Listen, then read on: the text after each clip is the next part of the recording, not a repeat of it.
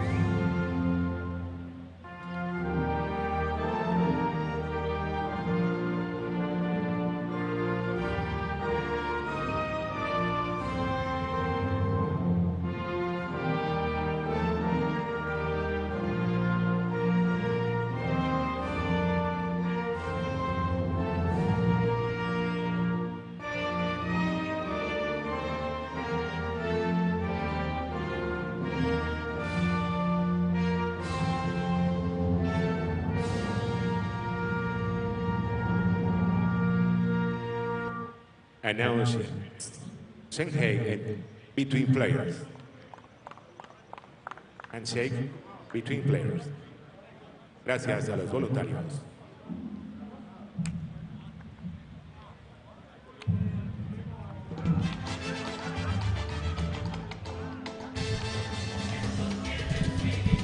Well, Australia and South Africa hearing their national anthems over the PA system here at Estadio de Béisbol 18 de Junio for the final time in this tournament. We welcome you to the last day of the consolation round here in Monteria, Colombia. Great to have your company. My name is Andrew Reynolds, and one final time we will play 3 baseball games, and it is a beautiful day for baseball, to say the very least, here in Monteria. The weather is certainly turned on since we had those showers 4 or 5 days ago. The weather looks to be beautiful once again on a Saturday morning, afternoon, and evening. We welcome you back to Estadio de Béisbol 18 de Junio on what should be a spectacular final day of baseball. Take a look at the standings for the consolation round coming into this first game of the morning. Australia taking on South Africa. Australia, they will likely be third in this consolation round, which means they will finish 9th overall in this tournament. Colombia and Puerto Rico essentially played for the top spot in the consolation round last night. That game won by Colombia in extra innings. It was a fun one, 11 innings it took. Colombia ended up winning it 3-1. Schedule for today's broadcast, of course, we have this ball game coming your way as the 10 o'clock local time start. The afternoon game will be Puerto Rico taking on the Netherlands. And our final game here in Monteria, game number 48 of the tournament and our last of the consolation round tonight, will be Colombia taking on the Czech Republic. There you see the starting lineup for Neil Adonis in South Africa. They are 1-3 against consolation round teams. It'll be Smith, Rapepi, Smith, Eberson, Folds, and Croft, Niekirk, Peters, and Naya Mayawo. That will be the order for Neil Adonis as South Africa looks to get out of Colombia with a couple of wins. Here's the way the defense will set up for Tony Harris and Australia. Mitch Ellis, Jack Barry, and Ulrich Boyarski left to right in the outfield. The infield remains unchanged from what we've seen throughout this tournament. Shepard, Glendenning, Williams, Kennelly left to right, and Alex Hall will be doing the catching. Australia has used 3 different catchers in this tournament. But Alex Hall, who got the start on opening day in the opening round as part of Group B, will get the start here on the tournament's final game. Zach Shepard. It looks actually it's Aaron Whitefield who will catch the ceremonial first pitch as we get set for baseball. It has been a fun 8 days of action, 9 days in total since we started playing baseball here in Monteria. Started with 6 teams, 3 of those left us, that being Korea, the Dominican Republic, and Colombia. None of those teams will get a chance to play for the World Championship final. That game is already set for tomorrow night. It's Japan taking on Mexico. By virtue of Colombia losing yesterday, Mexico having continued their hot streak despite losing to Japan early in the tournament, it will be a Mexico versus Japan World Championship final tomorrow. Australia getting set to take the field on our final day, 29 degrees Celsius as we get set to begin play just shy of the 10 o'clock hour here in Monteria. Barely any wind to speak of. That has been the case throughout this tournament. Not sure what the delay is in Australia taking the field, but they don't seem to have any urgency, do they? In South Africa, 1-3. They will likely finish up 12th in this tournament, 6th in the consolation round. Australia, they come in at 2-2. A chance to go 3-2 against consolation teams and 4-4 overall in this tournament. It's an Australian team that made it all the way to the World Championship final 2 years ago. Disappointing losses as part of the opening round. One of those on the first day of this tournament against Venezuela. And then the other against Korea, which knocked them out of Super Round contention. They then lost to Puerto Rico in the final day of the opening round. So Chris Horn, he will come out and take his warm-up pitches, getting his second start of this tournament for Australia, the 22-year-old right-hander. He got that start against Korea in what was a 14-7 loss. Odd thing is, he pitched very well in the first inning. He retired the side in order in the first and was not able to record 2 outs in the second inning. He gave up 6 earned runs, gave up a grand slam to Korea. When he left the ballgame, it was 6-all. Despite Australia putting a 6 spot on the board in their half of the first inning of that ballgame. So today's schedule, we will see Australia obviously taking on South Africa here in the morning game. The Netherlands will take on Puerto Rico, and it'll be the Czech Republic against Colombia in the nightcap here in our final day in Monteria.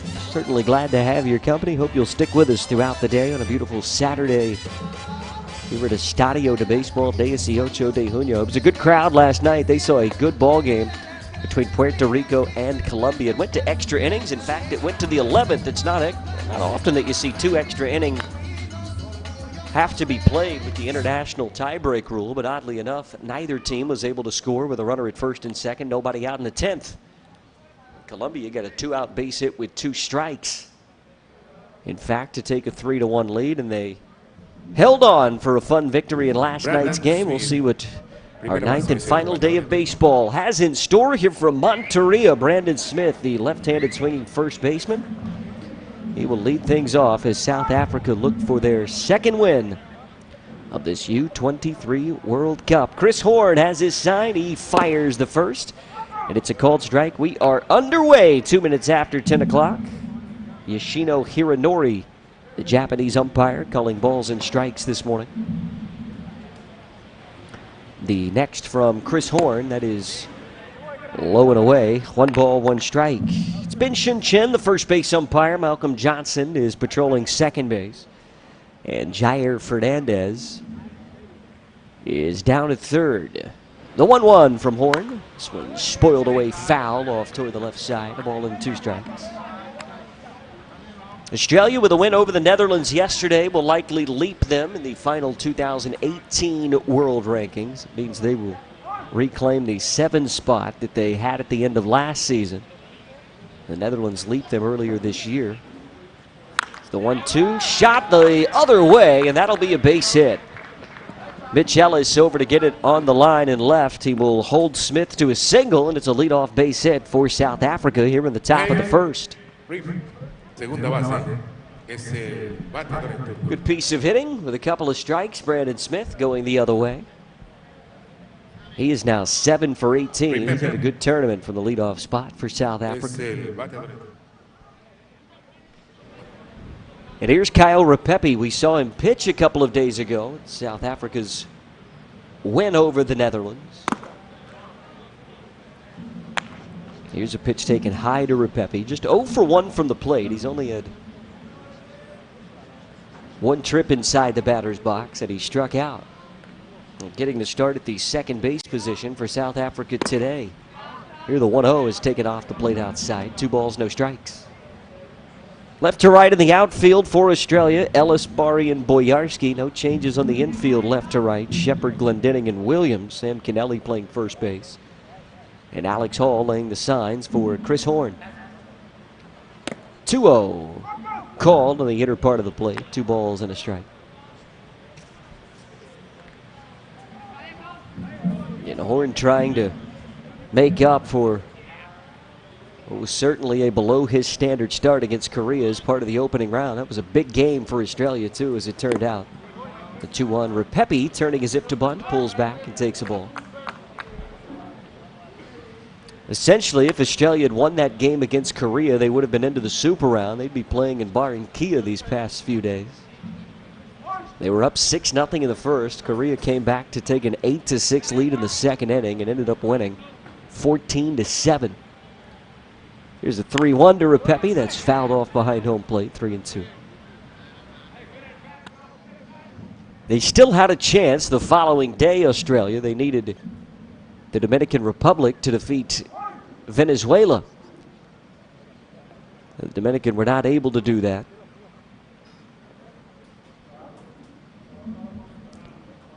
(3-2), and this one could be 2. Williams charges, flips to Glendening, and the turn at second base is in time, 4-6-3. And a ground ball double play erases the leadoff single, but South Africa may send this one to the headset. We'll get a look at it here on the replay. Was it in time? Ooh, it's awfully close at first base.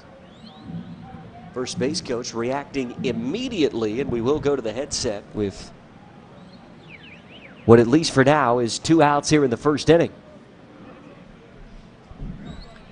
We've seen when the managers have called for it in this tournament, they have not often been wrong. I would say here, at least in Monteria, the advantage in terms of percentages have been with the challenging manager. Maybe 60-40 if I had to put my finger on it, that the call has been overturned. This was awfully close at first base. Bang, bang. It looked like South Africa certainly does have a case. So get another look at it here. It's an awkward sort of turn for Williams to get that ball back to Glendening. Have a look at it here. Ball is coming. Foot on the bag. I think he'll be safe.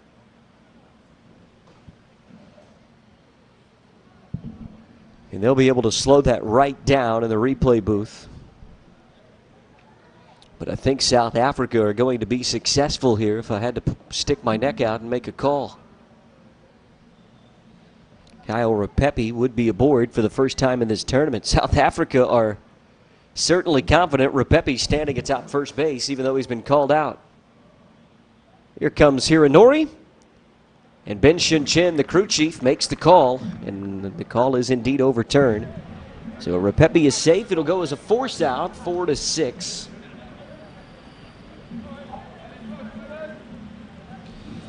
And Kyle Repepe is aboard with 1 away, and in will step Tyler Smith.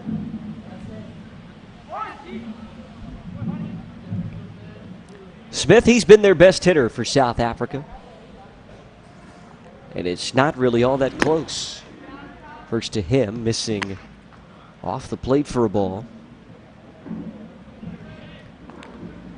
10 hits, 25 at bats, 3 have gone for extra bases, and he's walked a pair of times. He has been by far the best hitter that South Africa has had. Here's the 1-0 that's in for a called strike.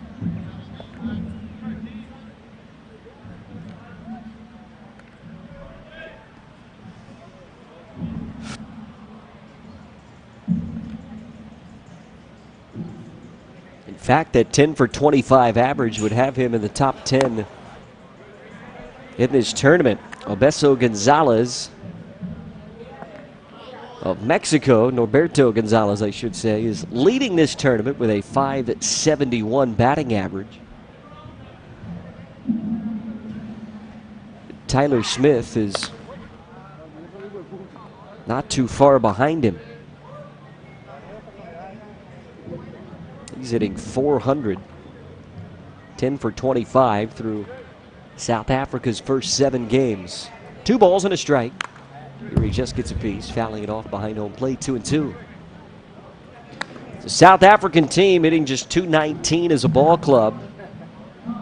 They've had a few hitters who have stood out. Brandon Smith, one of those. Here his brother Tyler is swinging the bat well. Brandon has already singled in the inning. That was erased on the 4-3 force out. And here's a 2-2. Just missing on the inner part of the plate. Count goes full with Rowan Everson awaiting on deck. Another look at this one on the 2-2. It was awfully close. Yoshihino Hironori says just inside, and the count's full.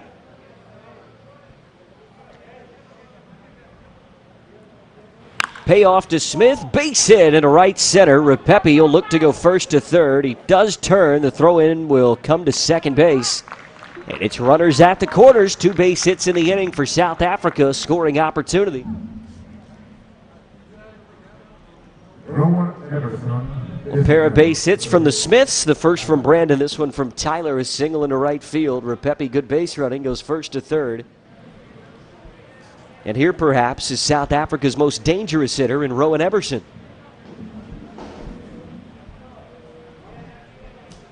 Tyler Smith has been their most consistent, but I dare to say that Rowan Everson has been their most dangerous. He has South Africa's only home run in this tournament. Chris Horn would need to be careful here. He fires a strike on the initial offering to Everson.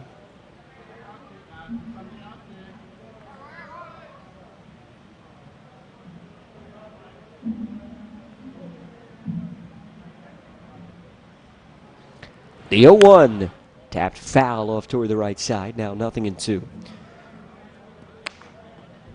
Rowan Everson actually got the start for South Africa in the World Baseball Classic qualifying final against Australia back in 2016, a game that Australia won 12-5. But South Africa led in that ball game at one point 5-4. Led in the 7th inning, as a matter of fact, in that ball game did South Africa. It's the 2-2, or the 0-2 rather, missing inside. Eberson, who had a good tournament, did not have a good final. He was 0 for 3 with a walk in that final. But South Africa took an early lead on a Gifton Gope home run. They reclaimed the lead in the top of the 6th inning before Australia pulled away in the 8th, winning it in the 9th. Bouncing ball off toward the right side. It'll stay 1-2. It was a South African team that showed a lot of heart in that tournament. Of course, they had Gifton Gope, at the time was a AAA player. He would later make his Major League debut following the World Baseball Classic in 2017. Spent a bit of time with the Toronto Blue Jays in the big league club in 2018 as well. But this young man, Rowan Everson, just 20 years of age when South Africa played a chance for the World Baseball Classic back in 2016, and they nearly got there. The 1-2 tapped foul off toward the right side. We'll do it again. And again, that score is certainly not indicative of how well South Africa played in that qualifying final. The final will tell you Australia won it 12-5, but South Africa were leading in the 7th.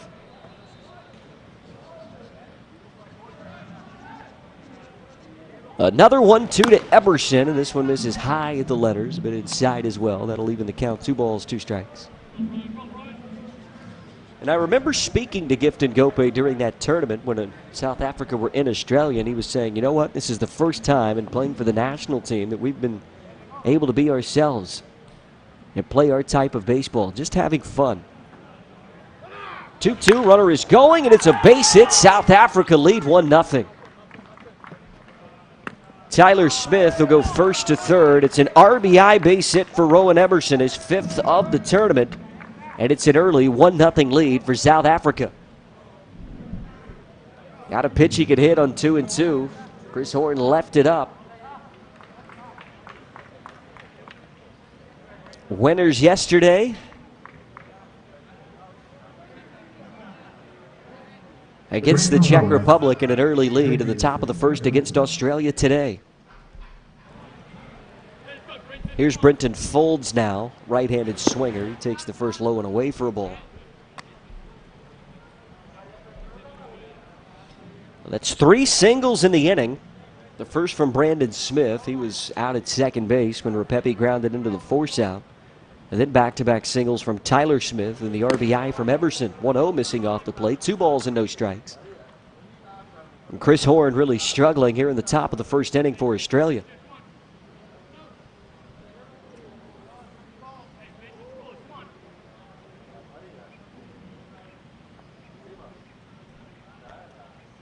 Here's the 2-0. Swung out and missed. A big cut there taken by Brenton Folds. 0 for 6 in the World Cup, still looking for his first base hit. It would give him his first RBI. The 2-1. Outside again, 3 balls and a strike. Tyler Croft awaiting on deck for South Africa.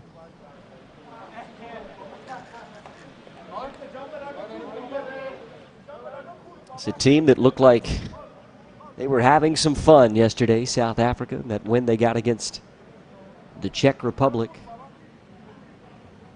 3-1. This taken for a called strike. Folds thinking that he perhaps had drawn his second walk of the tournament. It was not to be. Yoshihiro Hironori brings him back, the home plate umpire. And the payoff from Horn. Runner going again, and it's flied into right field. He'll quickly have to slam on the brakes. Boyarski makes the catch. The runner will tag, and it's 2-0 South Africa in the first.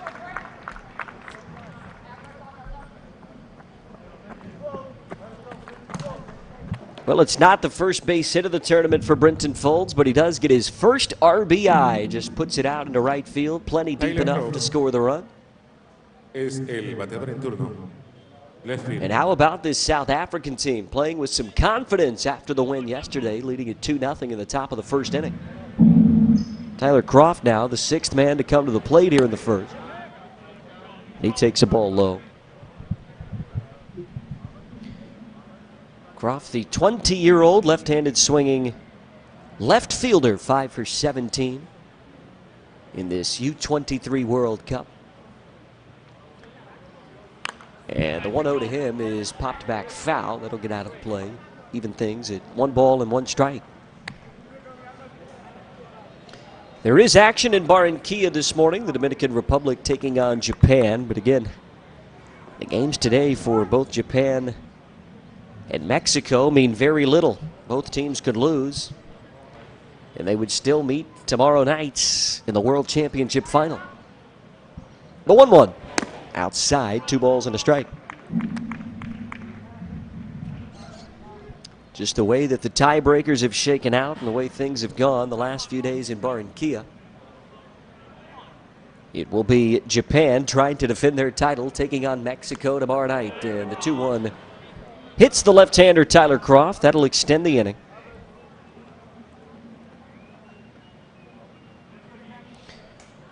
And a frustrating inning, just continues to get more and more so for Chris Horn. The 7th man in the frame will come to the plate now, and Cameron Van Niekerk. Tercera base es el bateador en turno. Cameron Van Niekerk. Tercera base. 21-year-old third baseman, still looking for his first base hit in the tournament. Runners at first and second. Chance for more here for South Africa. Van Niekerk takes a called strike.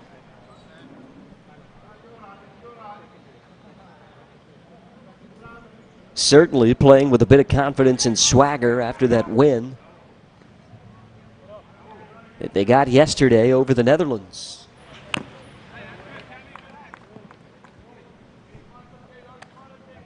In fact, it was the Czech Republic, my apologies, 9-2 the final score. Australia getting a win over the Netherlands yesterday. That was a 16-3 final. South Africa beating the Czech Republic 9-2 for their first victory a day ago. Here's the 0-2 to Van Niekerk, and it's popped up. Should be the inning. Kennelly calling off his second baseman, makes the catch. And the inning is over. 2 runs cross on 3 base hits. South Africa leave 2, but they have an early lead as we go to the bottom of inning number 1. South Africa 2, Australia coming up.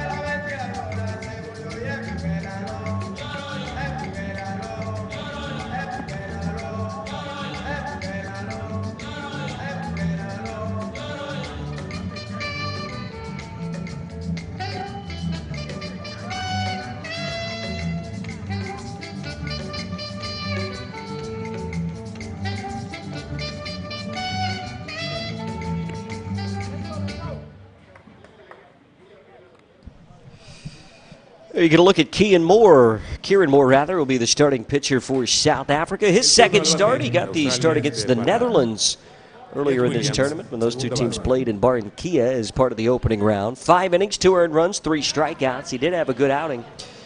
The 22-year-old right-hander will face the top of the Australian order. Jess Williams, the first man that he will face.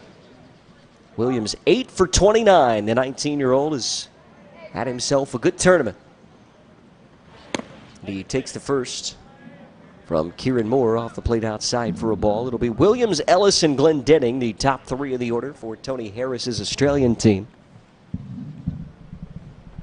As Williams takes high upstairs for a ball. Middle third is Sam Kennelly, Zach Shepard, Jack Barty, and a ladder 3 hitting will be McCardle, Alex Hall, and Ulrich Boyarski. 2-0, Williams hits it on the ground towards second base. It's gobbled up by Repepe, and there's one away here in the bottom of the first inning.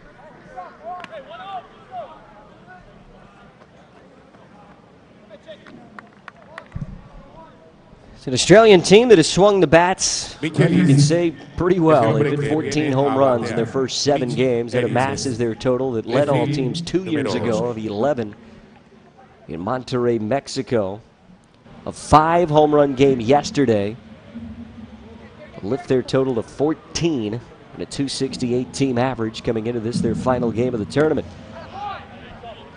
Here's Mitch Ellis sitting from the left side. He takes a big cut and a miss on the first from Kieran Moore. He's in the hole 0-1. Ellis 1 for 9 in this U-23 World Cup. Limited playing time. This is the 8th game for each of these two teams. The 0-1 taken high.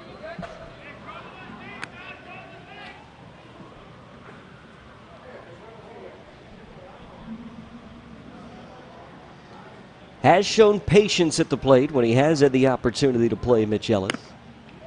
This one missing off the plate outside. 2 balls and a strike. For this South African team, this will be the last bit of baseball that they will play for some time, you would have to think. This being the final game of this tournament for many of these Australian players, and likely just about all of them. This is essentially a spring training bid to get ready for the Australian Baseball League season that will start in a few weeks' time, November 15th. The first game of that ABL season. There's baseball year-round now, all throughout the world. It's an international game through and through. 3-1 to Ellis, taken in the dirt, ball 4. And the left fielder draws a 1-out walk. Robbie Glendenning now will stand in. He homered a pair of times in yesterday's win. 2 for Glendenning, 2 for Jack Barney. And Ulrich Boyarski went deep for the 3rd time in the tournament as well. They hit 5 home runs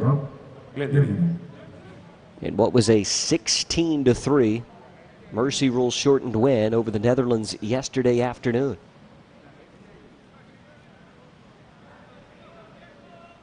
Glendenning hit 2 of those. Right-handed swinging second baseman, the Western Australian native, takes a called strike.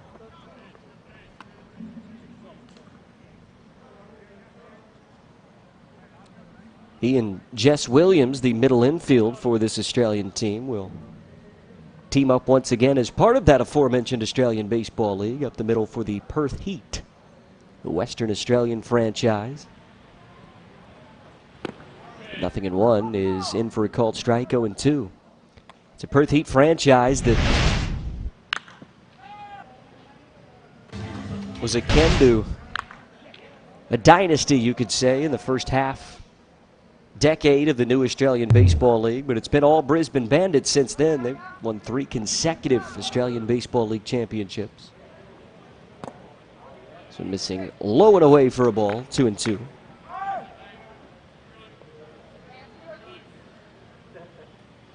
Not necessarily any representatives from the Brisbane Bandits on this starting lineup for Australia. Aaron Whitefield, who had been playing but has been out of the lineup the last couple days, was the MVP as part of the Brisbane Bandits' first ABL title a couple of years ago, but he will move to play for Adelaide in 2018-19. Here's a 1-2, missing high and away, 2 balls, 2 strikes. The sport of baseball certainly growing in the country of Australia. The Adelaide Crows, which are a prominent Australian rules football team. The member base, upwards of 60,000, purchased the license to operate the Adelaide Bite of the Australian Baseball League. And the Australian Baseball League was originally owned and operated by Major League Baseball, 75% owners, with the governing body of baseball in Australia. Baseball Australia has recently taken 100% ownership. Private licensing will only help the game grow. Down under, the 2-2. Did he go around? They say that he did. It's strike 3. It'll be a case swinging for Robbie Glendenning. He didn't think so, but he's down on strikes, and there's 2 away here in the first.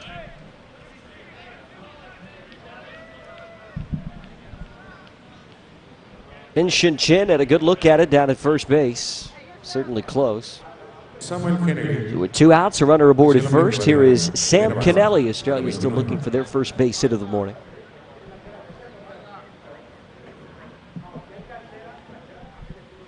And here's another Western Australian, and Sam Kennelly. 9 for 27 in the tournament, and this ball skirts away from the catcher. That'll be an easy advance for Mitch Ellis down to second base. A runner in scoring position, 2 outs as Australia tries to pull one back here in the first.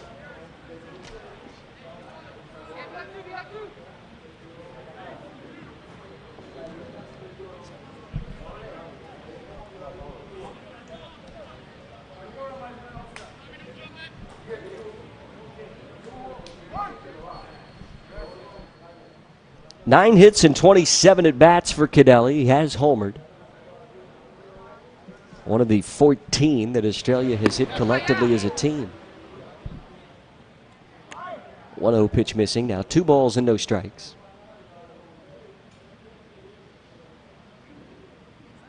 Yoshihiro Hidenori is having a conversation with the catcher. It's Bradley Peters perhaps trying to frame pitches. Yoshihiro Hidenori is not having any of it. Sort of went through the same sequence of hand motions 2 consecutive times as if to say stop it. Crossing the forearms in an X, staring back at Peters. As this one's taken high again, 3 balls and no strikes, with Zach Shepard waiting on deck. Certainly is a lot of Western Australian talent in this starting lineup. We talked about Williams, Glendening, Kennelly, another one of those, but Alex Hall, the young catcher, and Ulrich Boyarsky, who's had himself a 3-homer tournament. He's a Western Australian as well. Here's a 3-0. It's taken for a called strike. A baseball playing powerhouse out west in Australia has produced the likes of Liam Hendricks, who started the American League wild card game for the Oakland Athletics this year. Warwick Sophold, who is a big leaguer as well. The 3-1 taken off the plate high and away. Ball number 4. It's 2 walks in the inning, and there are 2 runners on for Zach Shepard. El turno al bate ahora es para Zach Shepard. Tercera base es el número 24. Graham Lloyd, certainly another prominent Western Australian, though he was born in Victoria and currently resides in Melbourne. He certainly has had much to do in Western Australia with the Perth Heat franchise. Played in the old Australian Baseball League for the Perth Heat. Of course, the 2-time World Series champion with the New York Yankees. There's a rich history of baseball in Australia. This one's popped up. Foul territory right side. That'll get out of play. Shepard, who has struck out a ton in this tournament, he has also taken out some frustration the last couple of days. Homered in the loss against Colombia. He's 5 for 23 all up. The average starting to come up from where it was after the opening round, but the strikeout totals have certainly racked up for the right-handed swinging third baseman.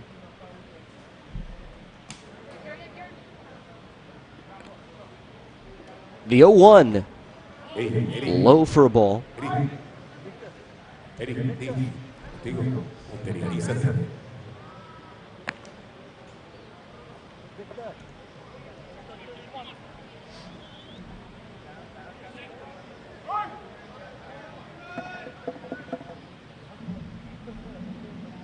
1-1, runners at first and second, 2 outs. Australia trying to pull 2 runs back that they allowed in the top of inning number 1. The next is Shepard, taken high and away for a ball.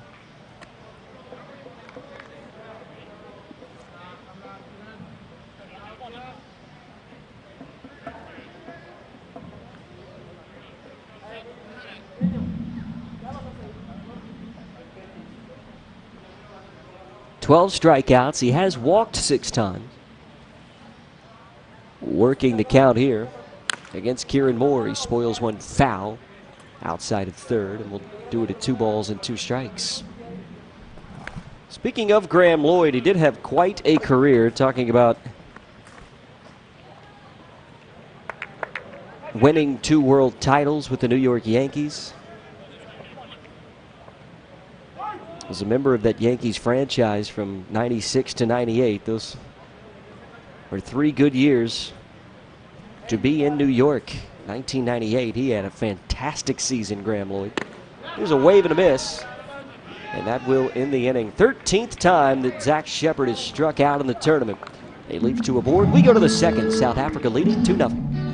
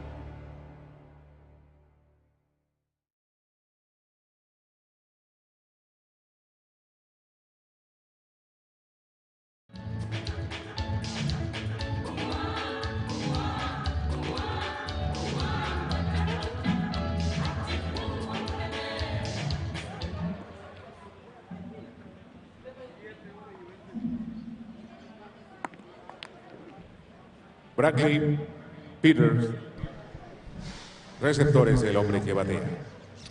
2-0 our score. South Africa leading with a 2 spot in the top of the first inning. 8, 9, and 1 hitters coming to the plate. Bradley Peters, the catcher, to lead things off for South Africa. And he takes a called strike in from Chris Horn. It'll be Peters, Nyaweawo, and Brandon Smith, 8, 9, and 1. Here is the 0-1, and that's waved out and missed. It's quickly no balls and 2 strikes. Speaking a little about Graham Lloyd, the 2-time World Series winner from Australia, last half inning as this one misses. In the 1998 season, he had his final in New York. 50 appearances that year. There's a ground ball to short. Glendening fields it flat-footed, but still throws across in time. There's one away. 50 appearances in 1998. An ERA of 1.67 in 37 2/3 innings. Out of the pen. He was as good as you could ask a situational left-hander to be in that 1998 season. At 31 years of age, that team finished 114-48. They won the World Series 4-0 over the San Diego Padres in 1998. You want to talk about a good baseball team. 114-48 they were that year. I think of some of the names that played with Graham Lloyd.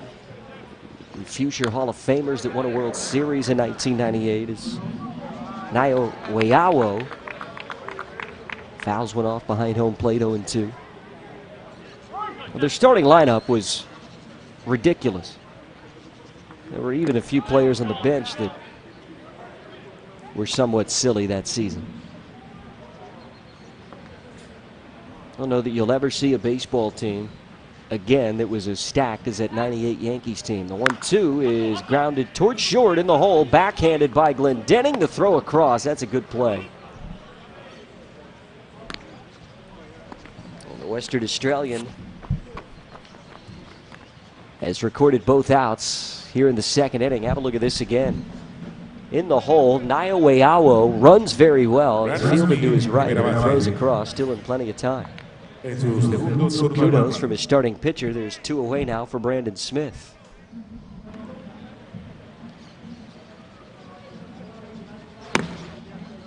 Smith takes a called strike. He singled back in the first. It was later out on that force from Kyle Repepe, who came around to score the eventual first run of the game in the first inning for South Africa. There's an 0-1, and this one again is hit to Glendening on 3 hops. Up with it, throws across. He has all 3 putouts in the second inning. We're midway through 2. South Africa leading it 2-0.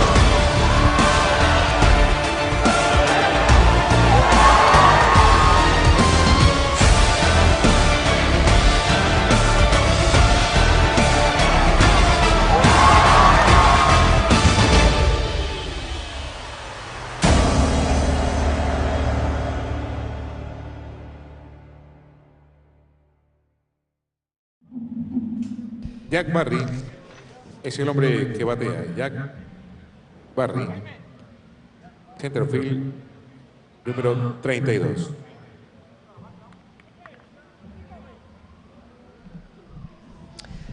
Jack Barry leading off in the last of the second inning for Australia. 2-0 our score, South Africa, with 2 runs in the top of the first. Barry fouling one off behind home plate. Boy, did he have a ball game yesterday. 2 home runs. He had a grand slam. Playing in center field for Aaron Whitefield, who spent the first 6 games of this tournament in center. He has not played since Thursday. Here's the 0-1 to Barry. That one taken off the plate outside for a ball. 1-1. It'll be Barry, McCardle, and Alex Hall. 6, 7, and 8. The 9-hole hitter Ulrich Boyarski, another dangerous bat, will hit if anyone reaches base for Australia here in the second. Stranded a pair in the first. The 1-1 to Barry. Takes a ball. 2-1. I was talking about that 1998 New York Yankees team last inning. Graham Lloyd, of course, a famous Australian player, perhaps one of the most well-known to have ever come out of Australia, probably aside from Dave Nielsen, Grant Balfour.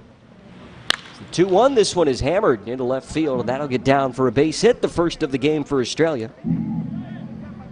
And it's a leadoff hit for Jack Barry, his 8th of the tournament. Good piece of hitting here, well out in front of the baseball. Stayed inside of it just enough to keep it fair into left field, and he is aboard for the 10th time in this tournament. So here's Jordan McCardle now. He's had a good tournament as well. He's homered twice.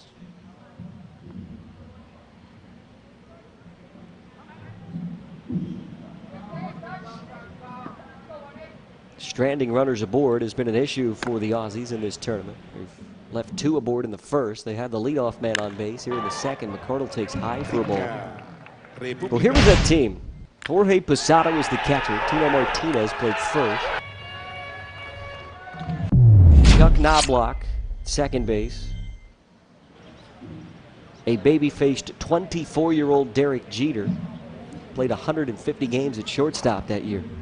Hit .324 and drove in 84 as a shortstop in 1998.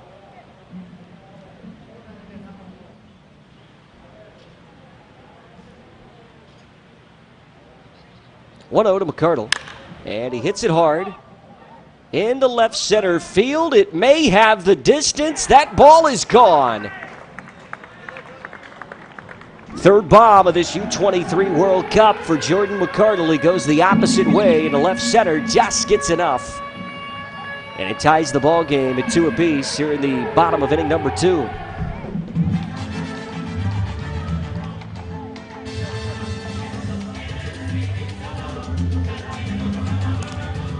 Well, it didn't get out by much, but they don't have to. It counts the same, just snuck over the wall in left center field, and McCardle now tied for the team lead in home runs in this tournament.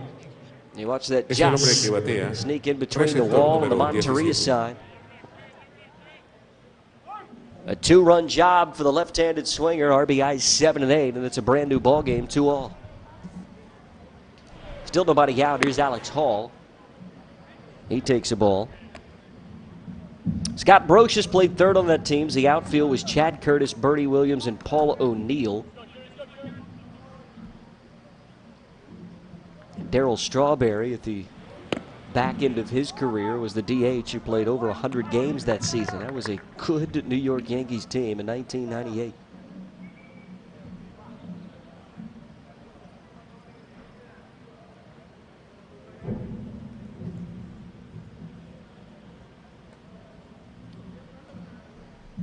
One ball, one strike.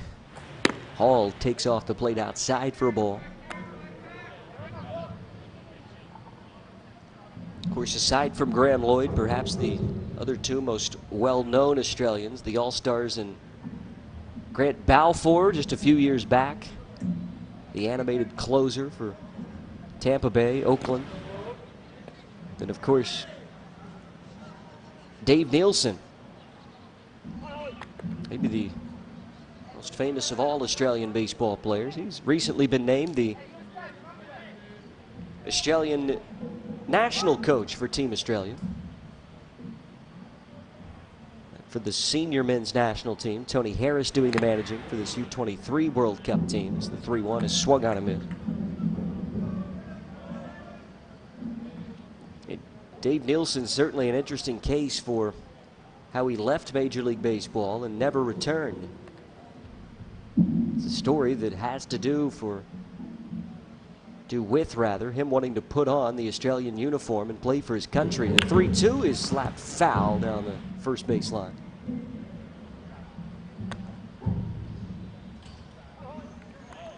Of course, Sydney were hosting the Olympic Games in 2020, and Dave Nielsen in 1998 was coming off perhaps one of his best seasons. He was an all-star in 98. I think probably robbed to not be an all-star in 99. But there was a lot of chatter that year as to whether or not he would want to leave in 2000 to go play the Olympics in his home country. 3-2 is fouled back behind home plate. And I remember speaking to him about it several years ago, saying he wasn't having a great season in 1999. There was a lot of chatter.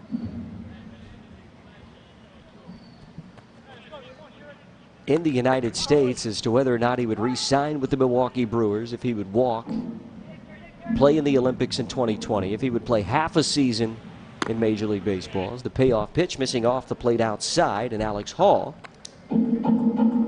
draws a walk. Still nobody out in the inning. Hall is aboard at first.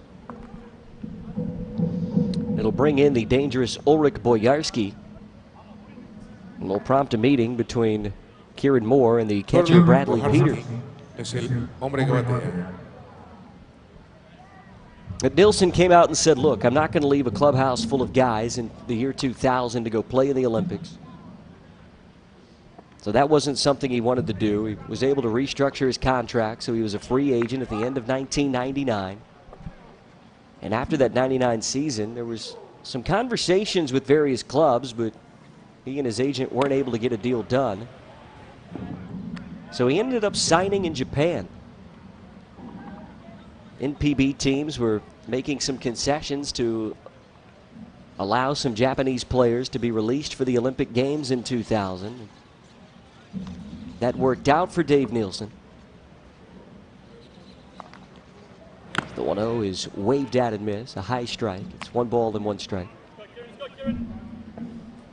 Australia won the Intercontinental Cup in 1999. They were riding a high heading into the 2000 Olympics. Dave Nielsen, captaining that team, was able to play after signing in Japan.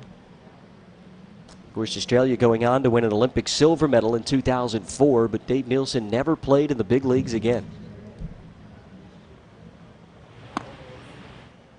And he is now the senior manager of the Australian men's national team. Made the ultimate sacrifice to put on an Australian uniform. If it hadn't have meant anything to him, he would have pushed harder to perhaps sign a big league contract after the 1999 season, but he wanted to play for Australia in Sydney in 2000, and he did just that. Boyarsky hits a ball high into left field. Should be playable here for Croft. The left fielder comes in and makes the catch. And Alex Hall will retrieve back to first base. There's 1 away.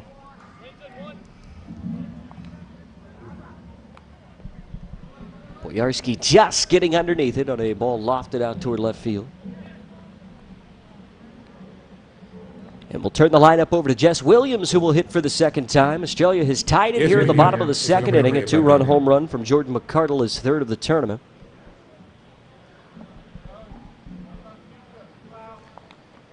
And here now is Jess Williams, 0 for 1. He is 8 for 30 collectively in this tournament. He's played every game. Here he hits a fly ball into center. Naya Meawo back on it. Just steps in front of the warning track, makes the catch. 2 outs on consecutive pitches here for Kieran Moore, and he's an out away from sending us to the third. Well, they've gotten good wood on both of those, Boyarsky and Jess Williams, but just casually into left and then center, respectively. So here's Mitch Ellis, who walked with one out back in the first. He was stranded at second base. A single, a homer, a walk, and now back-to-back flyouts. Ellis, the sixth man to hit in the inning, trying to lay down a bunt. It's fouled off behind home plate. Alex Cohen and I were having a conversation about what it means for some of these players to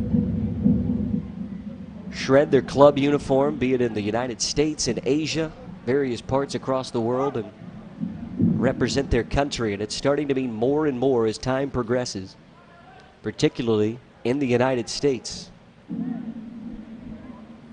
as was evidenced by the USA's win in the World Baseball Classic a year ago. This one fouled off toward the left side, 0-2. But I love telling that story about Dave Nielsen and the sacrifice he made, a big league career just 2 years removed from being an all-star at the catching position. Signing with a Japanese team because they would allow him to be released to represent Australia at the Sydney Olympics in 2000. If that's not the ultimate respect for a national team jersey, then I don't know what is.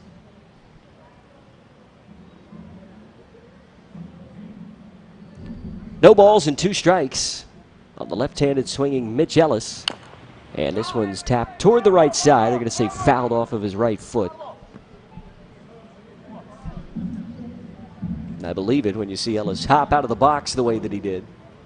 He is wearing that shin protector on the inside of his right leg, but that still caught him somewhat, perhaps on the top of the foot. We'll do it again, 0-2.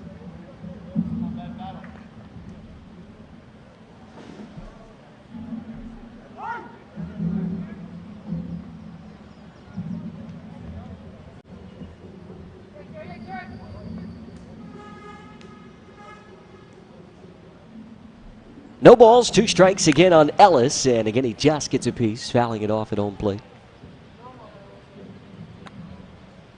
I guess perhaps most miraculously about that story is that Australia was coming off of an Intercontinental Cup win in 1999, heading into the 2000 Olympics, and did not perform up to snuff. They were relatively disappointed with their performance, did not medal in Sydney in 2000.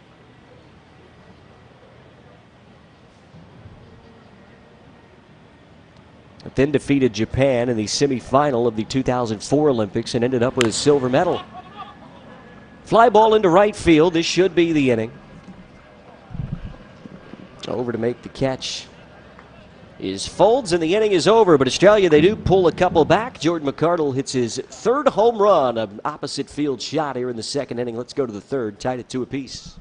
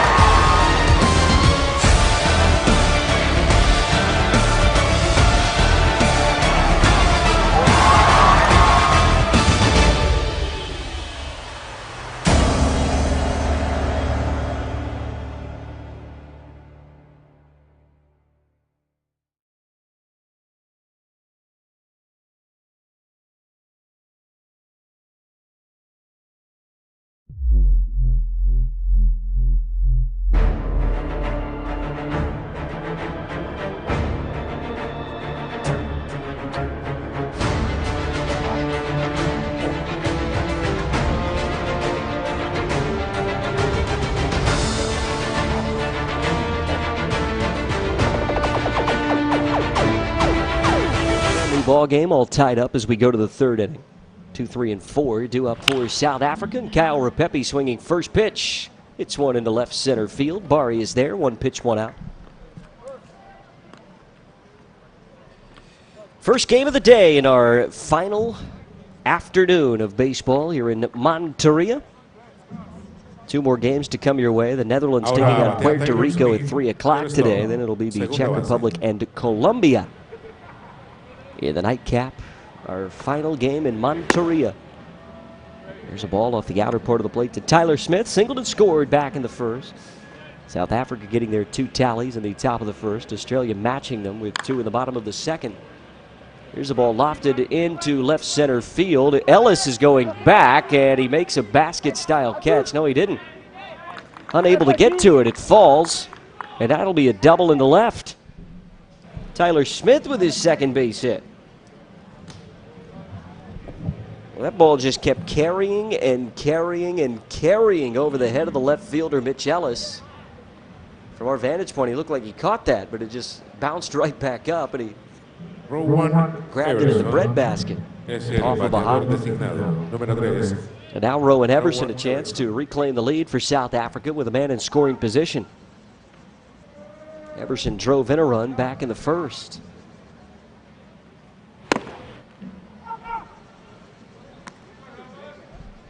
RBI single with 2 on in the first inning. That got the scoring started. Brenton Folds, who awaits on deck, had a sac fly that pushed the lead to 2-0. Here's the 0-1. Swung on a miss. That's a big cut from Everson, 0-2.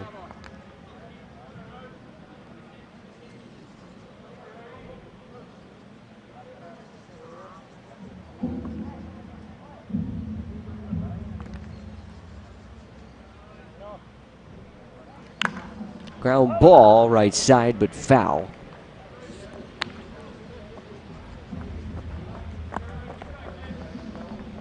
The South Africa team was probably a surprise for many when they showed up at the 2006 World Baseball Classic.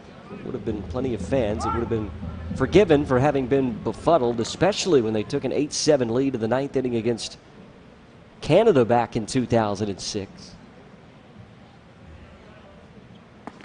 0-2 waved at and miss, and Everson is down on strikes. But in fact, they've been playing baseball in South Africa for quite some time. Again, dating back even to the late 1800s. A group of Americans migrated to South Africa.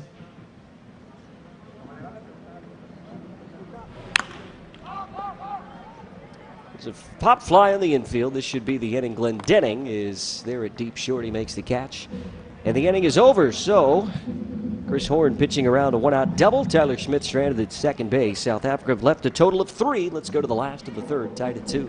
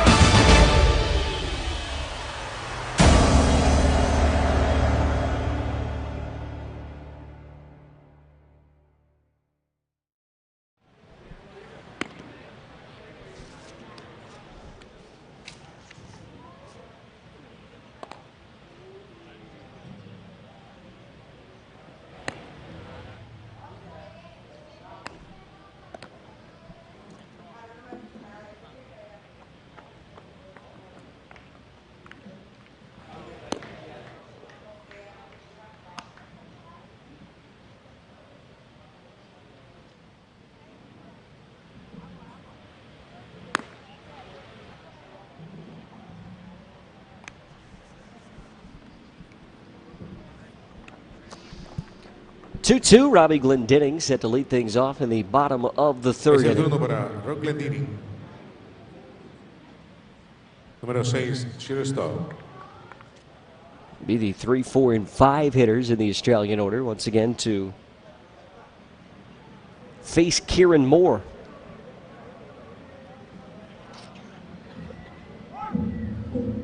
Glendenning struck out back in the first inning. He has homered twice in this tournament. And the first to him is in for a called strike. 47 pitches through the first 2 innings of work for Kieran Moore. 2 strikeouts. He's walked 3.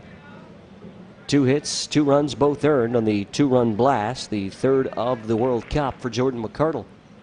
That's where we currently stand, 2 apiece. 0-1 to Glendenning. That's a called strike. And it's 0-2. Watch this thing fall in.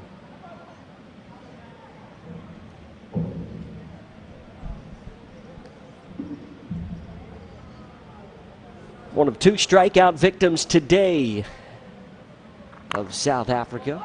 This one bounced back toward the pitcher. And an underhand toward first, and there's 1 away. And Reese Morton is the new arm for South Africa, so that 2 innings, 2 hits, 2 earned runs, 2 strikeouts line for Kieran Moore is his final. Viene a batear Samuel Kennedy. And Reese Morton come in after 47 pitches thrown by Kieran Moore in the first 2 innings. And Morton retires the first man that he faces. Here's Sam Kennelly.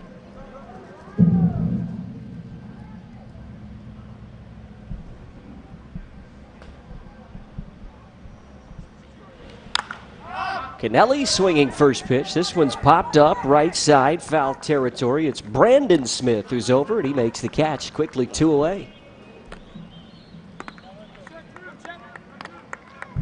And Reese Morton has come into the ball game. He has thrown 4 pitches and recorded a pair of outs. A softly hit grounder back to the pitcher, and this pop up in foul territory off the bat of Kennelly. There's 2 away. Zach Shipper, bateador en turno, tercera base. 24. Not much zip off the right hand. Morton working exclusively from the stretch.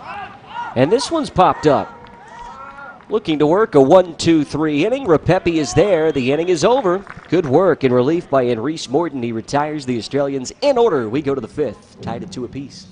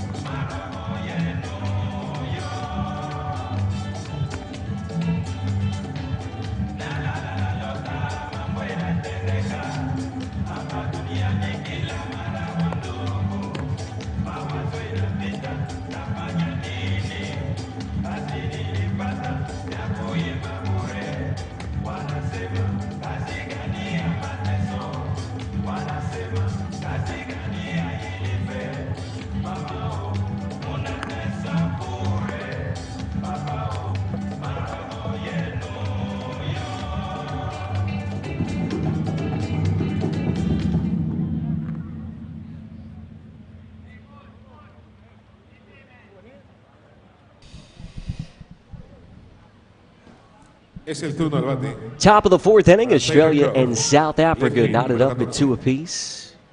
First game of our final day here in Monteria at Estadio de Béisbol 18 de Junio. Tyler Croft taking the first for a ball. It'll be Croft, Van Niekerk, and Bradley Peters, the 3 due-ups for South Africa. So missing inside for a ball. was talking a bit about the history of baseball in South Africa a couple of innings ago. Didn't have a chance to last half inning. It was too quick. Only 5 pitches needed by Henri's Morton, and this is a foul ball.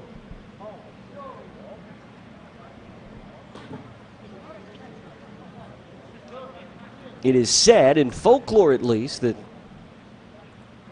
their first contact point with the game was in the late 1800s as part of the gold rush in South Africa. And Americans came over and ended up being true missionaries in the sport. Brought equipment, created a baseball diamond, set up casual baseball games, and were persistent enough that the records show that there was even an official league set up at the turn of the century, right around 1900.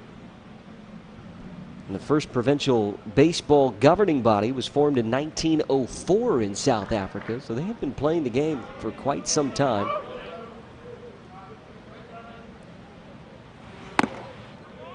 Or even scribes writing about it back then as the 3-1 misses. Tyler Croft is issued a leadoff walk, and South Africa has a potential go-ahead run aboard here in the top of the 4th. Pretty good pitch on 3-1, but Chris Horn didn't get the call.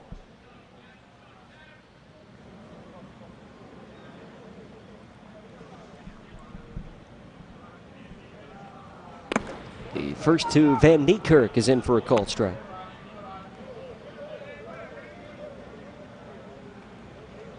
Washington Post first has articles reporting on South African baseball as early as 1904, if you can believe that. There's a throw back to first base, and they nearly, and I mean nearly, picked off Tyler Croft. He just got back in the nick of time. Dusting himself off, gets a pat on the right shoulder from Sam Kennelly. Van Niekerk is popped out. That was to end the first inning, in which South Africa got their 2 runs. And this is a swing and a miss. He did go around. It's a second strikeout for Chris Horn, and there's one away here in the 4th inning.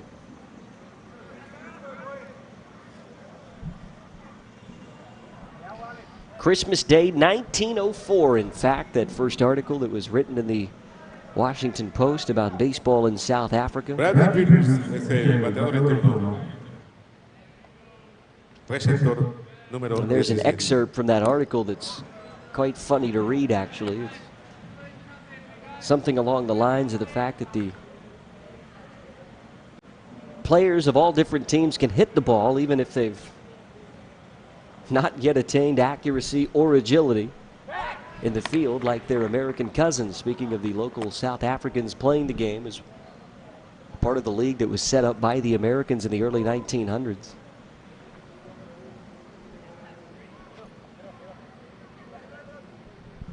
And it has a long storied history, the sport of baseball in South Africa. This one is looped into left field. It's taken there by Ellis, and there's 2 away.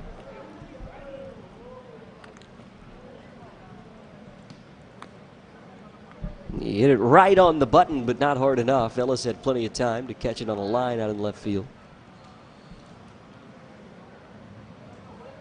And here is Tapiwa Nyameawo. First to Nyameawo is on the outer edge for a called strike. I think you'll find in most countries that are playing the sport of baseball currently, there is a rich history of the game. Brought there by many different means. Here's a liner into right field. Boyarski nearly misplayed it, but he leaps and makes the catch. And the inning comes to a close. Another man left aboard for South Africa. They've left 4 through 4. Let's go to the bottom of inning number 4. It's 2-2.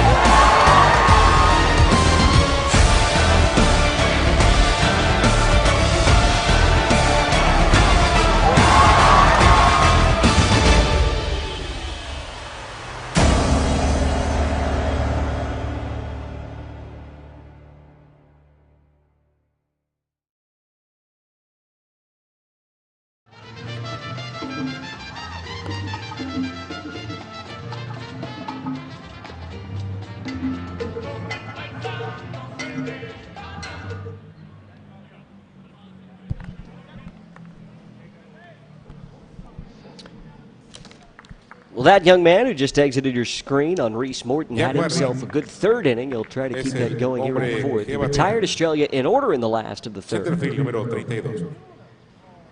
And he will face that man, Jack Barry, who hit a two-run bomb into left field to tie the ball game back in the second. On Reese Morton, the second arm of the game for Neil Adonis and South Africa. First is taken for a called strike.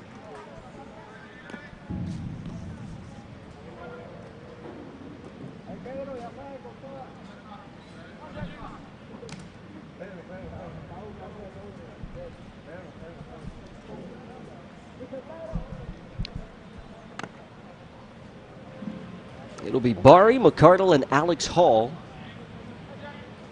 The three due-ups here for Australia after going down in order in the third. Ulrich Boyarski,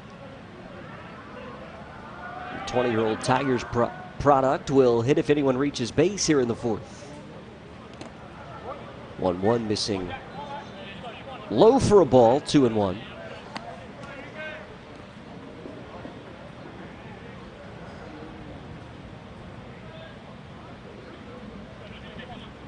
One thing that makes international baseball so great is the stories of how the game developed in each country, and every place around the world has their own unique story as to how the game reached out and touched them. Australia, a country that has had 34 big leaguers.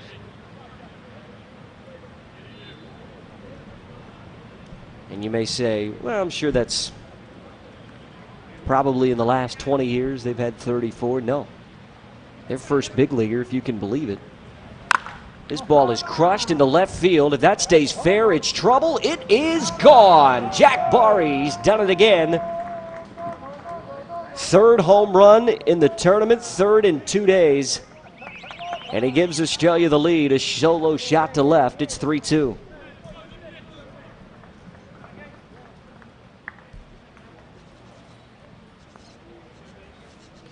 Not as towering as his two bombs yesterday against the Netherlands were. This one got out in a hurry. The only question was, would it stay on the good side of that foul pole? And boy, did it ever. A long, loud line drive off the bat of Jack Barry over the Monteria sign in left field, and it is 3-2, Australia on top.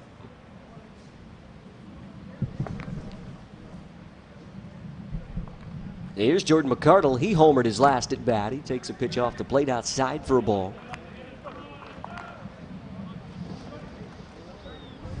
Again, speaking of Australian major leaguer, there's been 34. Warwick Soppold, the most recent to make his MLB debut a couple of years ago.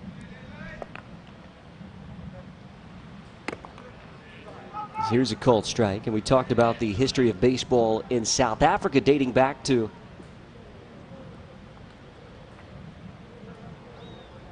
as early as the late 1900s, 1895 or so, and Americans came to South Africa as part of the gold rush at the turn of the century. And Australia's first big leaguer is in the major leagues in 1884. Joe Quinn made his major league debut in 1884 for the St. Louis Maroons. Here's a base hit into right field. The second of the day for McCardle. He takes a wide turnaround first. He will stay put there.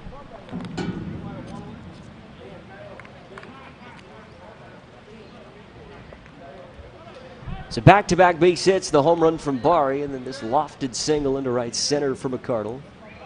Australia have taken the lead and are looking for more here in the home half of inning number 4. South Africa took an early lead. That was in the top of the first with 2 runs. Australia got 2 back on a 2-run shot in the second, and a solo home run has put them on top here in the 4th. And here's Alex Hall.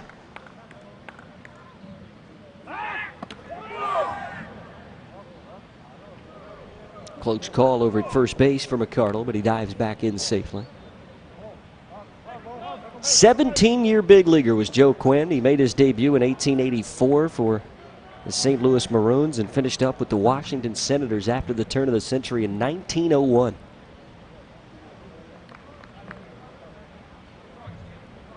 Played over 1,700 big league games.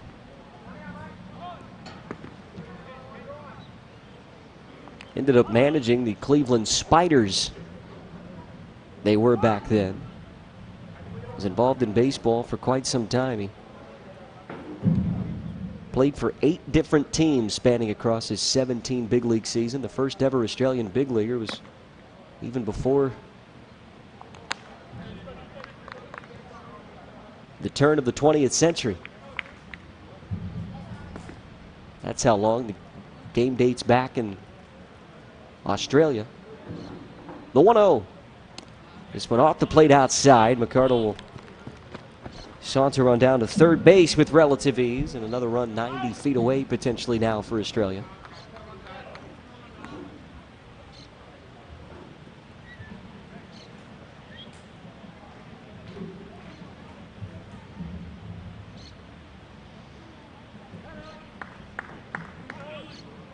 Wouldn't it be great if Baseball Reference had salary references back to 1884 just to know what sort of coin Joe Quinn was making whenever he was playing? No telling how long it would have taken him to get from Australia. He was born in Ipswich, which is in Queensland, in the northern portion of the Australian continent. I wonder how long it would have taken for him to get to the United States back prior to 1884.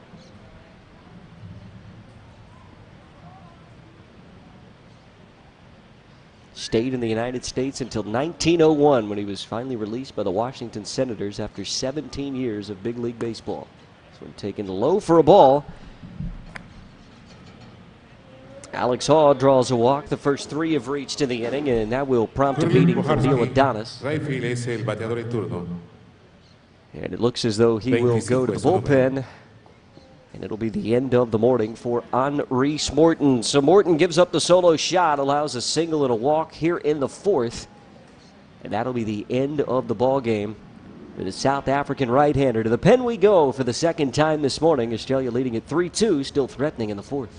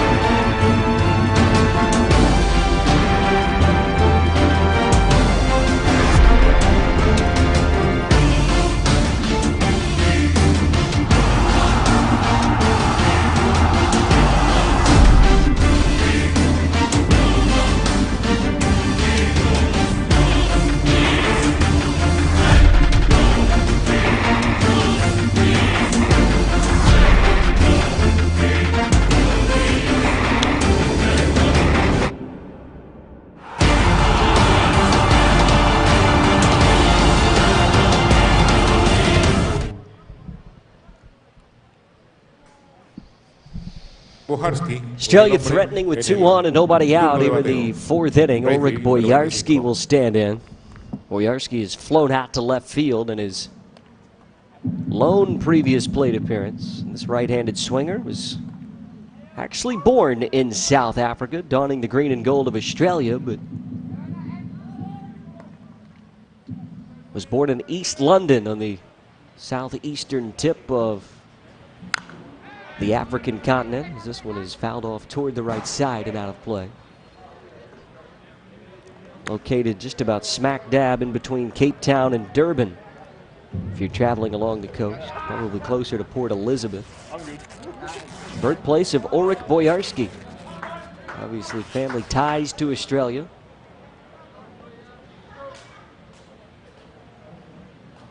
It was born 20 years ago in South Africa. Fly ball into right field, and this will get down for a base hit. It one hops the wall. McCardle scores. They will hold up Alex Hall at third base. A wide turn from Bojarski. He's going to dive back into the second base bag. But he's got an RBI. It's his 7th of the tournament. A double into right field, and it's a 4-2 Australia lead.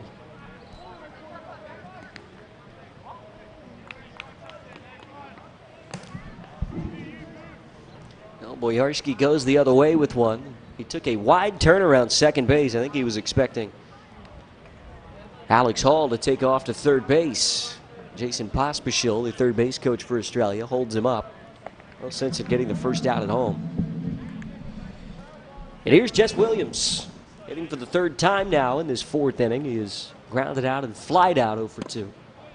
He takes a pitch here.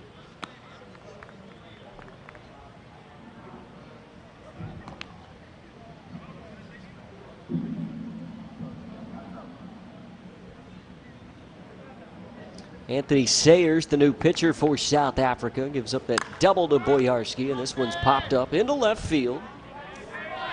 Coming on, straddling the line is Croft. He makes the catch. Australia will tag up. The throw is in time, and they got him.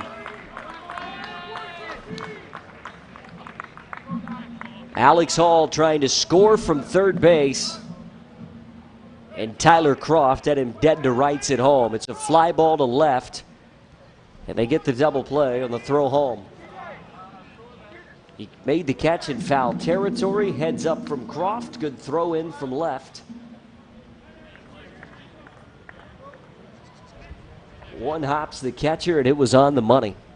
It's good stuff defensively from South Africa. There's 2 away here in the 4th.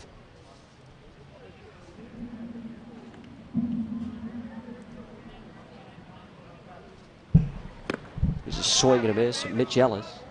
Been aboard once. He has walked. He's flown out to right field.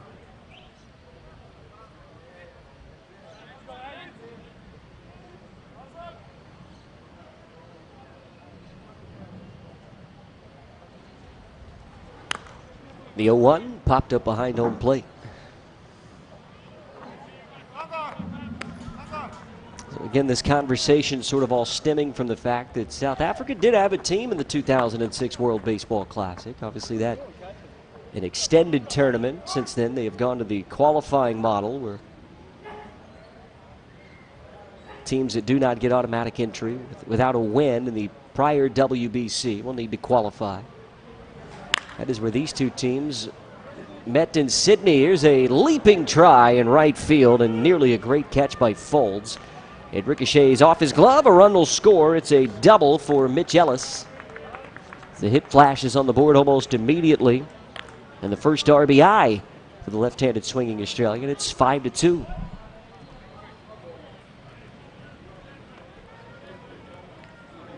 Well, he certainly gave it every chance in right field, didn't he? Brenton Folds nearly made an outstanding catch, diving to his right. But instead, another run comes home to score, and here's Robbie Glendening. A 3 spot here in the 4th for Australia. First to Glendening, missing off the plate outside for a ball. He struck out. He's also grounded out back to the pitcher.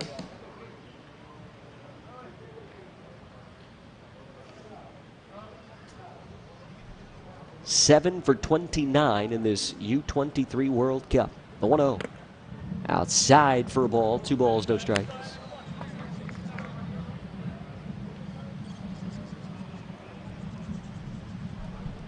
Glendening donning the green and gold for Australia after donning the black and gold in his United States college career, playing for the University of Missouri.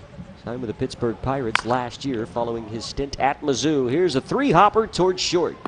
Tyler Smith throws across the diamond, and the inning is over. Australia, they pick up 3. They get their second home run of the ball game. Jack Barry goes deep. Australia leads at 5-2 as we go to the 5th.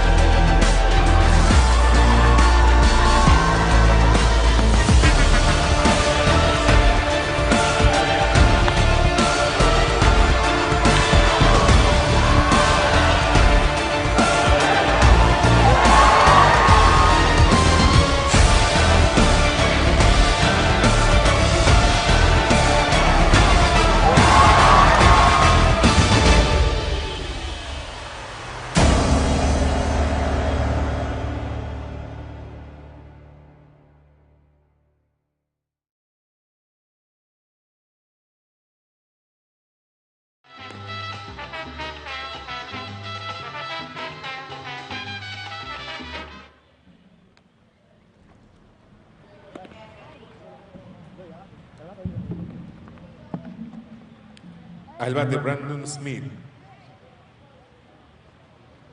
Primera base, número 1, en su casaca. Brandon Smith leading things off in the top of inning number 5. It'll be the top of the order for South Africa. He takes off the plate for a ball. Smith, Repepe, and Smith. Brandon, Kyle, and Tyler, the 3 due up. Another inning of work for Chris Horn. He blows a 1-0 pitch right by Brandon Smith. It's swung on him. Smith is singled in the first. He grounded out to Glendening at shortstop back in the second inning. And the 1-1 from Horn. Low and away for a ball. 2-1. South Africa getting their first win of this tournament yesterday against the Czech Republic. Team that both of these clubs have defeated. Australia beat them earlier here in Group B. Monteria. It was Australia's first win after losing on opening day against Venezuela. Bounced back with a 5-3 victory over the Czech Republic. Same team that South Africa defeated yesterday. They were having some fun yesterday, the South Africans. 2-2 is bounced right side. That'll get just fouled. A win for Australia. They would seal the 9th spot in this tournament, 3rd overall in the consolation round. South Africa needing to win to avoid being at the bottom of the table when things are said and done.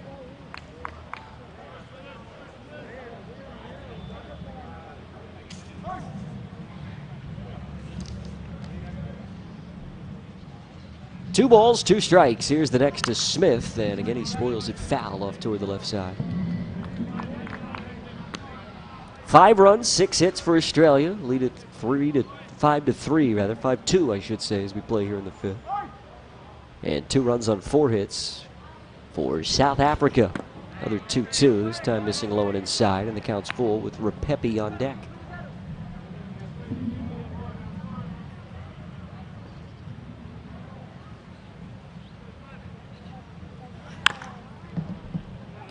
Ground ball toward third. Shepard is there, and he throws on. Strong throw across the diamond. There's one away.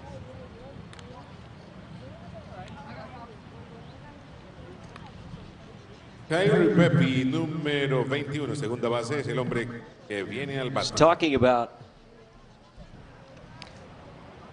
Joe Quinn, the first big leaguer for Australia a couple innings ago, and texting one of our colleagues during the break here at the World Baseball Softball Confederation about it. How he later managed for the Cleveland Spiders, as this one is taken for a called strike. Kyle Repepe is 0 for 2. He's grounded into a force. He's also flied out, but he did score the game's first run. This is one off the plate inside. That'll leave the count, a ball and a strike. When I tried to type Spiders, I misspelled it and typed sliders. The 1-1.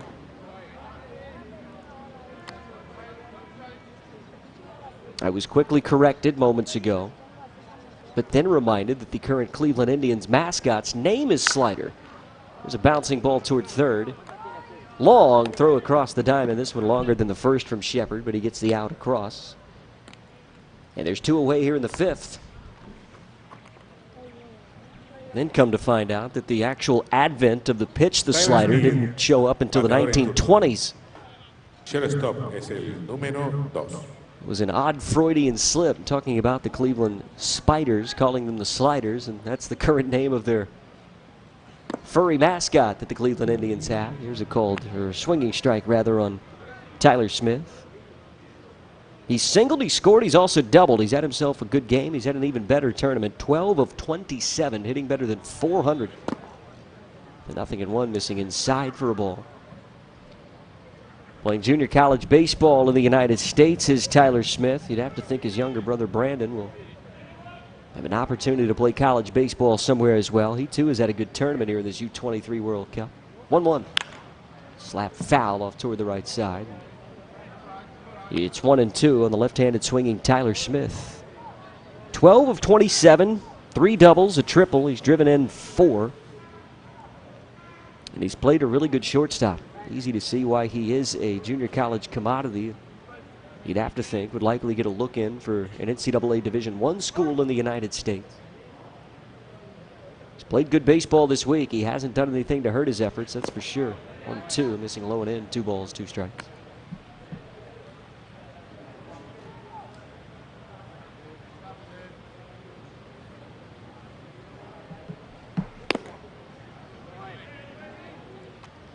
Starting to see that shift in baseball across the world of youngsters looking to go to college in the United States to hone their baseball skills. Here's a bouncing ball, just foul over the first base bag, but just in time enough to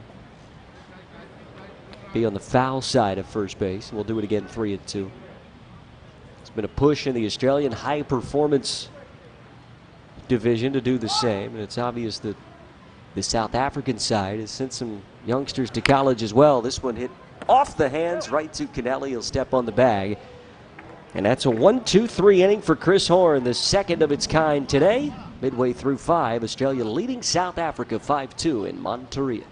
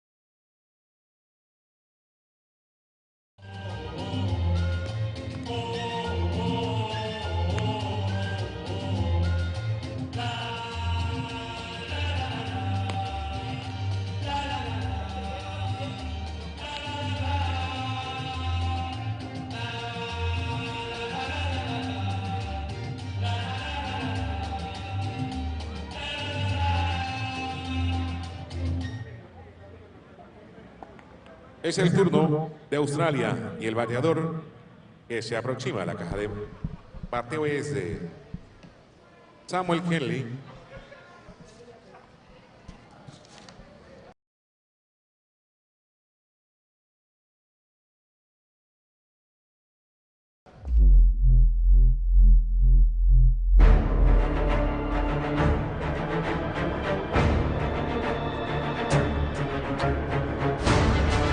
Second inning of work, and Kennelly takes the first off the plate for a ball. Kennelly 0 for 1. He walked in the first, was left there. Australia has stranded 4, but they have pushed 5 across to lead it 5-2 here in the last of inning number 5. 1-0 off the plate, high and away. The Kennelly, Zach Shepard, Jack Barry, the 3 due up for Tony Harris's Australian team, who look to finish up at 3-2 if the score holds. That's exactly what they would do. 3-2 would be their final record here in the consolation round. They would be 4-4 all up, including the win that they did have against the one super round team in the Dominican Republic. Of course, Australia losing out of that opportunity to get to the super round once the Dominican Republic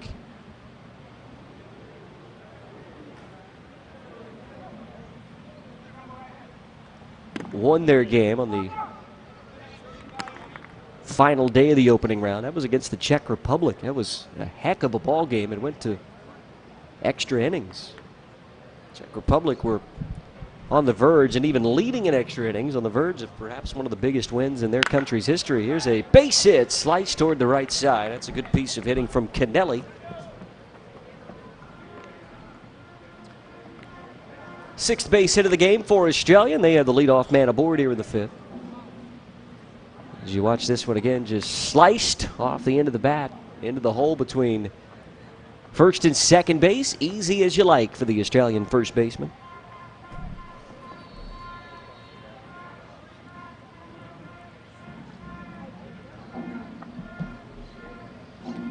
And here now is Zach Shepard with a man aboard, nobody out in the 5th.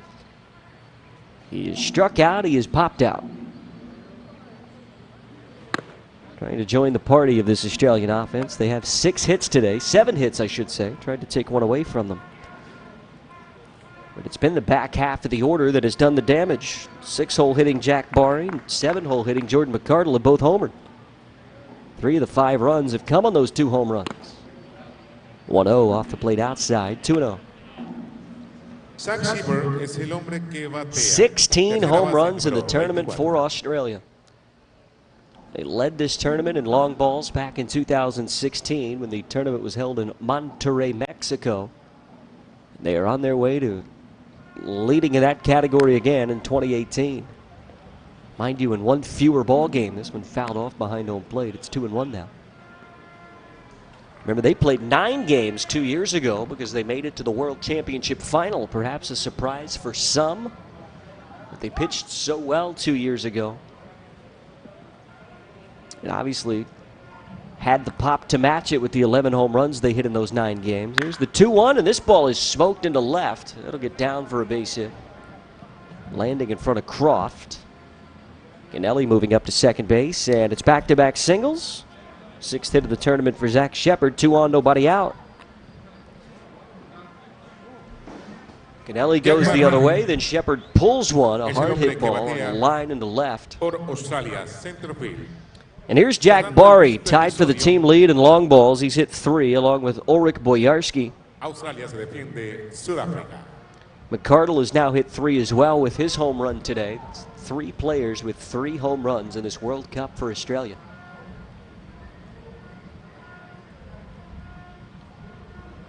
The first to Barry, that one's in there for a called strike. Well, he came in 7 for 18. He's only improved that. 2 hits today, 9 for 20. His 3 extra base hits, they've all left the yard. He's also driven in 8. The 0-1 hit toward third. This could be 2. The out at second base. The turn by Rapepi, a good one. And around the horn it goes, 5-4-3. Bari bouncing into the double play, and there's 2 away in the 5th. It's a good turn. Van Niekerk at third recognized it right away. A strong turn from Rapepi, the second baseman, who we saw pitch here 2 days ago. There's 2 away.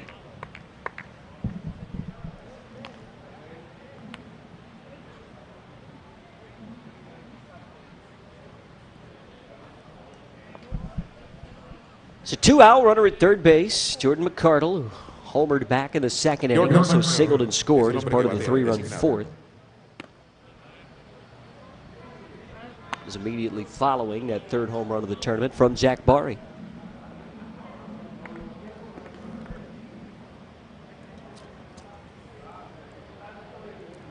And they will put McCardle on in favor of facing Alex Hall.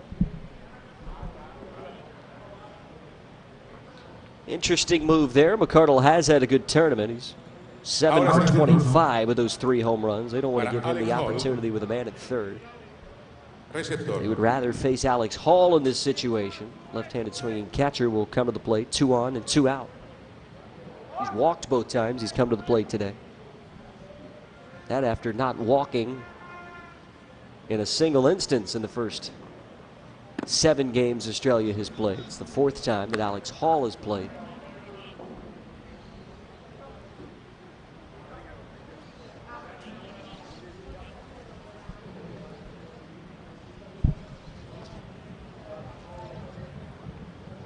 Men at the corners, 2 outs, 1 ball, no strikes. The next to Hall, this one missing high, 2 balls, no strikes.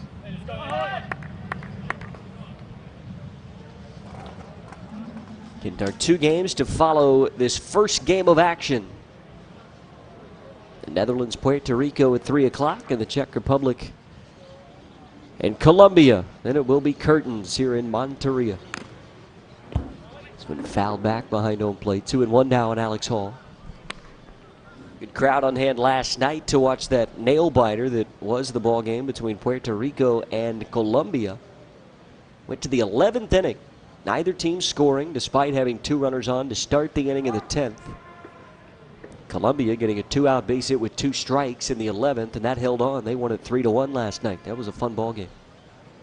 Here's a 2-1. Fouled away again. And the count now even on the Australian catcher. 2 balls, 2 strikes. Ceremony before that ball game last night for Yadier Molina, the manager of the Puerto Rican team, who received the Roberto Clemente Award as part of his humanitarian efforts in Puerto Rico earlier this year. He was not in Boston to receive that award a few nights ago, but was recognized by the WBSC here last night. 0-2, Hall pops it foul, and that will again get out of play.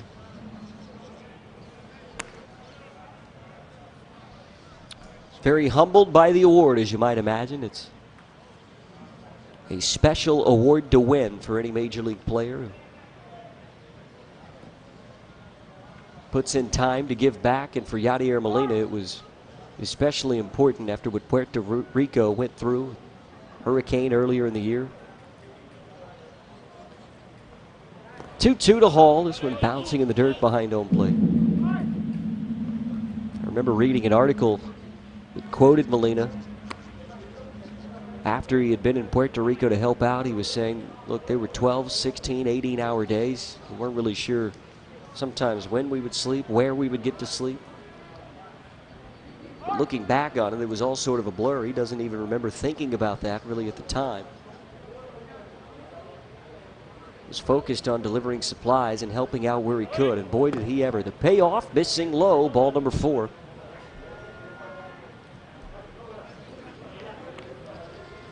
And Alex Hall walks this after the intentional pass that was given to Jordan McCardle. And now South Africa are in a bit of trouble. Bases loaded for Ulrich Bojarski,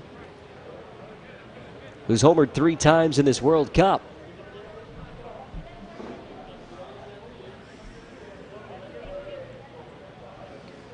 The South African-born right-hander hitting for Australia is already driven in 1 today. Does he have any more in him? This ball is hit deep to left field. should be playable back at the track. Croft makes the catch and a long, loud 330-foot out to end this 5th inning. Let's go to the 6th. Australia leading South Africa 5-2.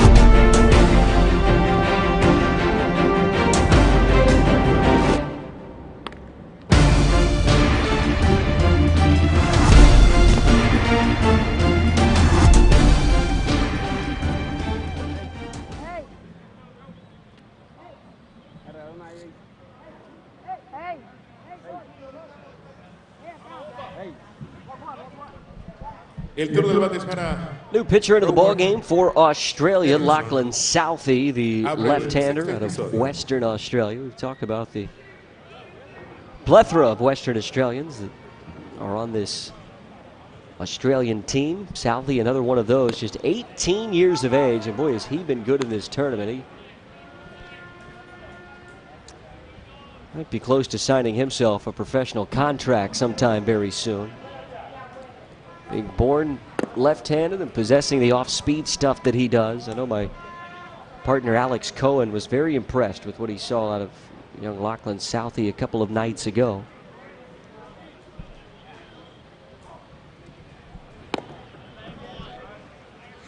He'll face Rowan Eberson, Brenton Folds, and Tyler Croft.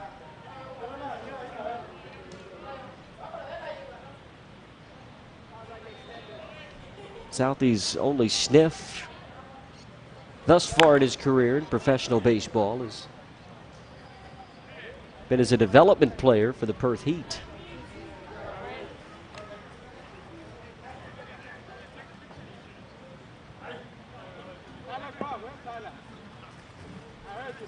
Being left-handed and having the potential to hone his breaking stuff, he could be a prized commodity, this left-hander. This one's looped into left field, coming on, sliding, making the catch. That's a nice job by Mitch Ellis, who hauls it in. Rowan Eberson robbed of a base hit, and there's one away to begin things here in the 6th. Brenton Fowles es el hombre que viene al bate. Número 10 y es el right field. Really been impressed with what I've seen from Mitch Ellis in this tournament as well for Australia. He's gotten a bit more playing time out in left field by virtue of Aaron Whitefield being removed from the lineup the last couple of days. So the usual left fielder and Jack Barry has moved to center. Enter Mitch Ellis in left field. He's another one of those young college players that Australia has overseas. Plays for Western Illinois. The Bulldogs in most sports, but the Leathernecks, they call themselves in baseball.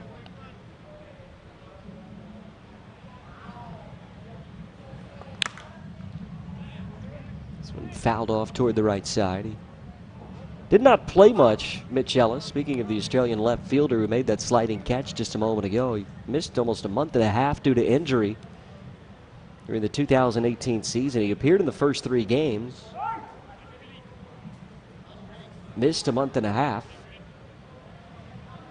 and came back and played the late stages for Western Illinois.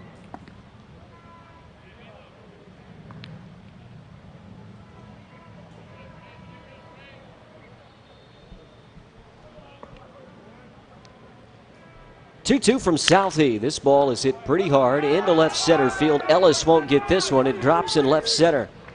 It's the center fielder Barry who picks it up and throws in. It's a 1-out double. Good piece of hitting from Brenton Folds. He's aboard for the first time today, and there's a man in scoring position. 1 out in the 6th for South Africa. Strong piece of hitting into left center. Plug the gap between the left and center fielder. Jack Barry, we know he's got a strong throwing arm, but Folds eased up halfway between first and second. An easy double for the right-handed swinger. And a scoring opportunity for South Africa here in the top of the 6th. 14.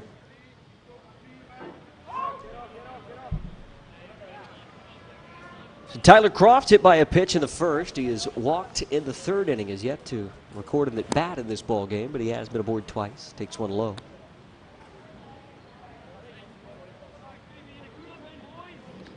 Made a habit of getting on base, and on-base percentage creeping up closer to 400 in this tournament for the 6-hole hitter for South Africa. The 1-0. This is a called strike in the outer edge. That'll even things. 1 ball, 1 strike.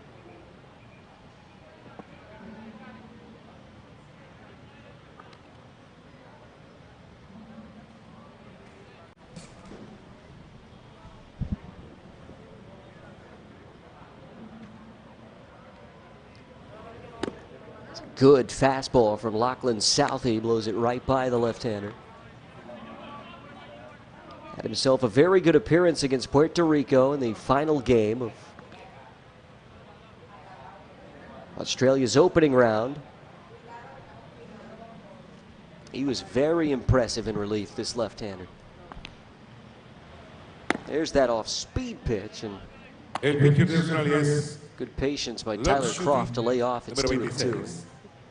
Wonder what sort of route Lachlan Southey will take. He has the stuff to be able to pitch at the next level, be it in the college system in the United States or whether or not he signs with a big league club. You have to think that might go to junior college, this left-hander. There's a bouncing ball towards short.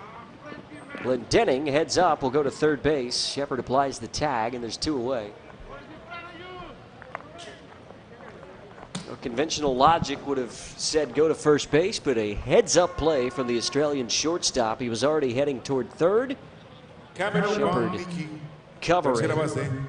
Folds just lost his foot and was dead to right. So there's 2 outs.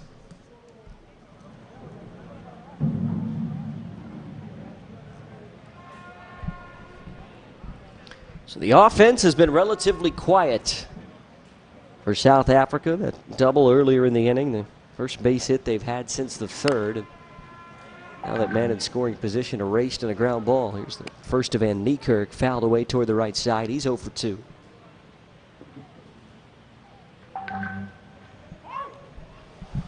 Do they have anything left? Do they have more runs in them, South Africa? Since allowing 2 in the first, the Australian pitching has put the clamps down. Here's a 2-hopper to short. Underhand on to Williams.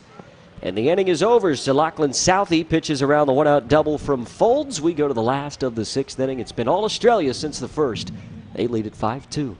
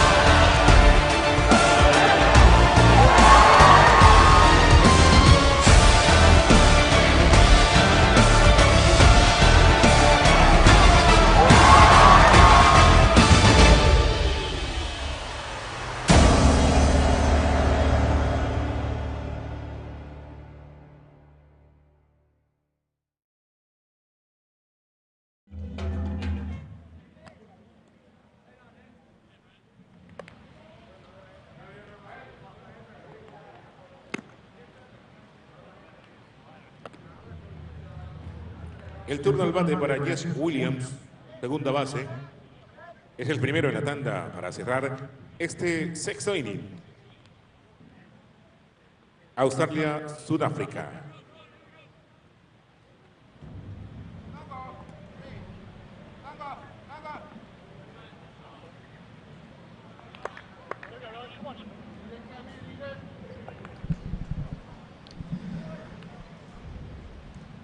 Bottom of inning number 6. Australia leading at 5-2 in each of these 2 teams' final game of this U-23 Baseball World Cup. Williams trying to bunt himself aboard here in the 6th. Pushes it foul off toward the left side. Top of the order, Williams, Mitch Ellis, and Robbie Glendening, the 3 due-ups. An Australian side that is looking to finish with an even 4-4 record in the 8 games played in this tournament. And a winning record against consolation round teams. They are 2-2 in that category coming into today's action. South Africa, they are 1-3. Next to Williams. Good pitch, as it looks like Rowan Everson has taken the ball.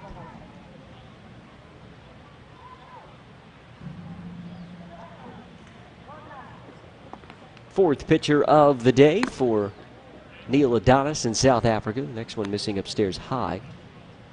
And it's 1-2 now on Williams.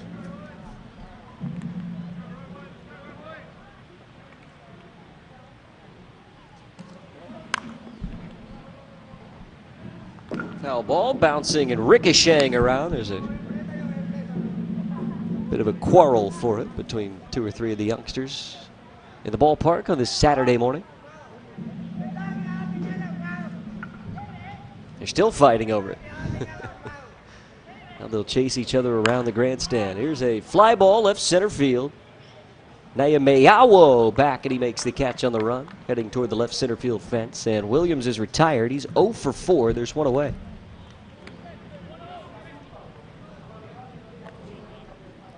He's gotten good wood on the baseball a couple of times. That one just unable to sneak into the gap. Good speed from Nehemiah.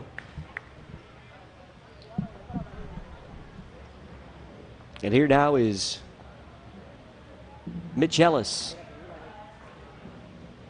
Switch hitter, hitting for the right side for the first time today.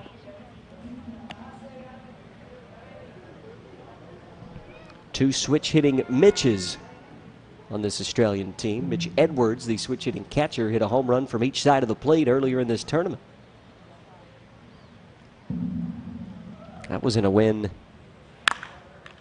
for Australia. This one's lined into right center field, and there's a base hit for Ellis. This is first of the day, second of the tournament, third time that he has been on base. And I said it last inning, that play that he made in left field in limited playing time. I've been really impressed with what I've seen from Mitch Ellis. It's a good piece of hitting. One out to put himself aboard, and now a chance for the middle of the order to move him around and drive him in.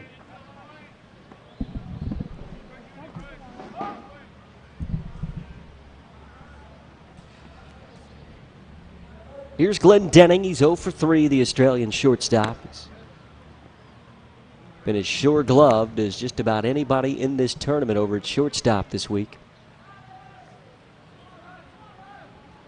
And has hit the ball relatively well. It's just gone cold this morning.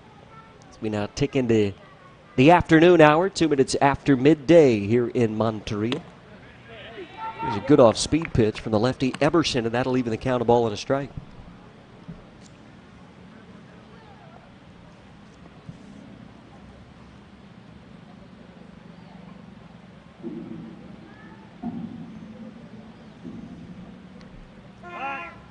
One instead a check on the runner over at first.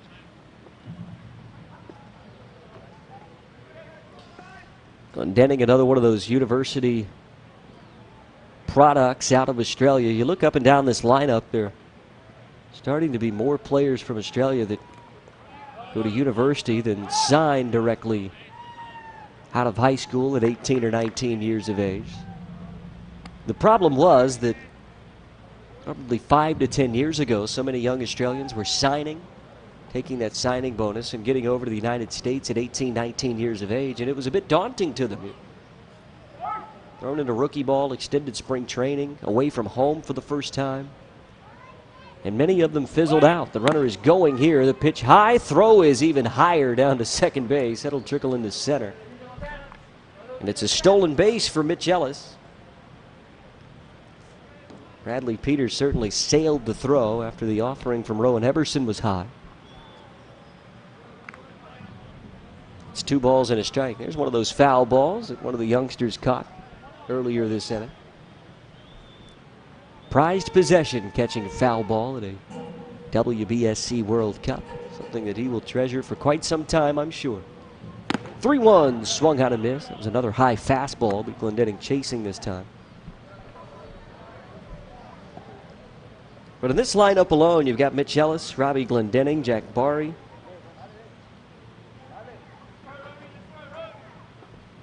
Three players that elected to go to college out of high school from Australia as opposed to sign with big league organizations. It's easier to get acclimated, tutors, you're able to get an education. Things are more regimented. There's not the pressures of being a professional athlete at 18 years of age. Robbie Glendenning, he's reaping the benefits of that now. He spent 2 years prior to being drafted by the Pittsburgh Pirates. He spent 2 years at the University of Missouri in the Southeastern Conference. Payoff to Glendenning, and he hits it on the ground to short. Smith up and fires a high throw. Well taken by Benjamin Smith. And Glendenning retired for the 4th time. There's 2 away.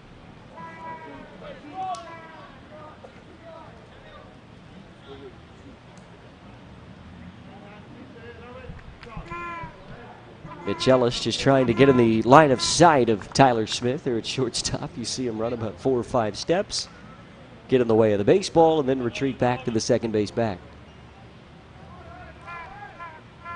It's a 2-away, runner at second base, an RBI chance with 2 outs for Sam Kennelly. 1 for 2 with a walk so far today.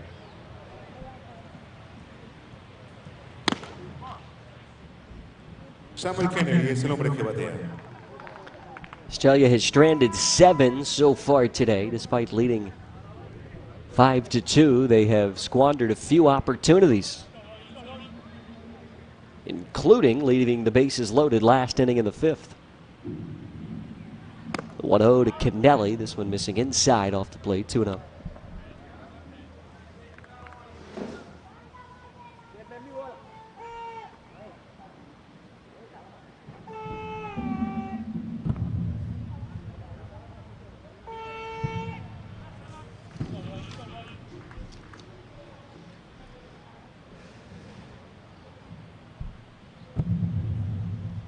.2-0 from Eberson, and Kennelly able to lay off. 3 balls and no strikes. Zach Shepard awaits on deck.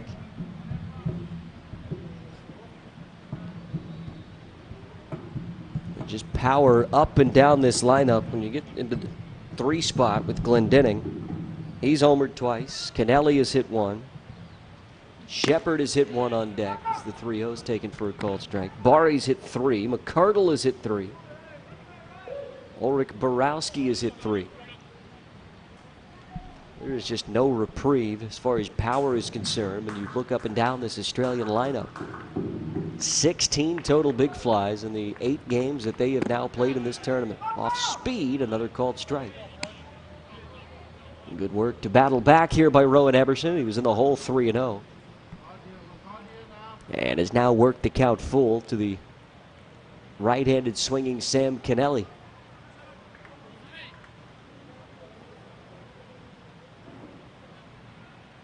3 balls, 2 strikes, 2 outs. Runner at second, and Kennelly swings and misses, slams his bat, then his helmet. Eberson gets the strikeout. Australia have left 8 men aboard, but as we go to the 7th, they're on top 5-2.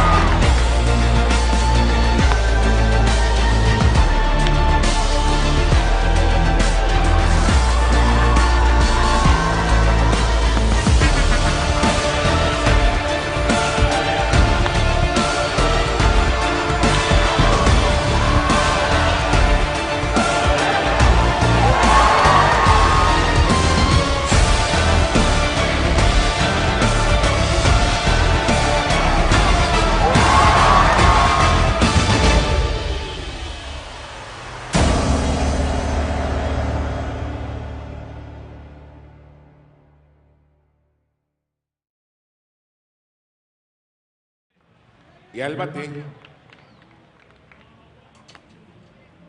Hayden Matí, nuevo jugador. Hayden Matí, marcado con el suéter número Saturday 27. afternoon in Monteria. Thanks for hanging out with us here at Estadio de Béisbol 18 de Junio.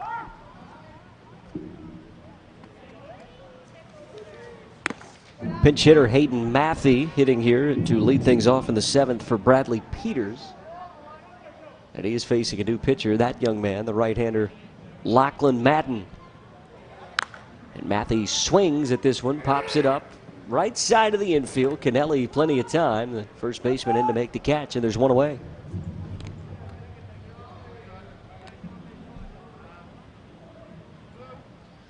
So one Lachlan makes way for another. Lachlan Southey throws a scoreless inning, the left-hander for Australia. And now Tony Harris counters with the right-handed throwing Lachlan. And Lachlan Madden, who is making already his 4th appearance of this tournament. Matthew retired. Here's a swinging strike now. Another pinch hitter for South Africa.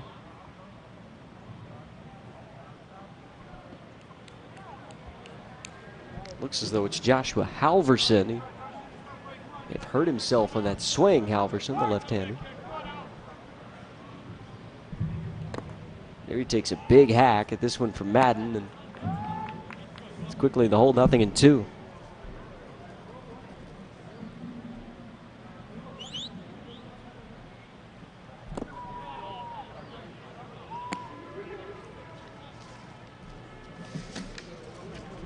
So Neil Adonis starting to empty his bench somewhat here in the late stages of this one. His team needing a bit of offensive injection. So in the 8 and 9 spots, Bradley Peter hit for by Matthew, and now Halverson hitting for Naiweawo.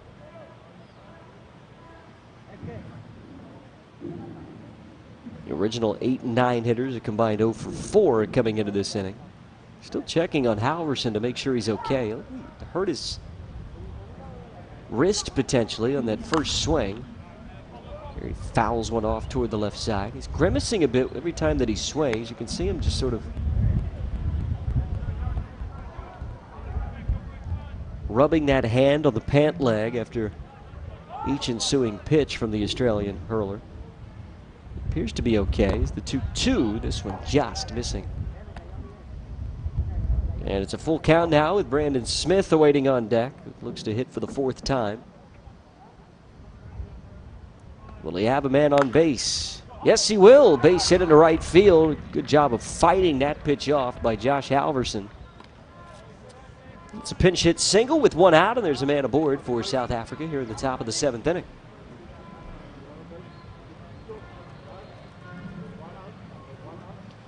Fought that pitch off the hands, the left hand. Those hands have been bothering him.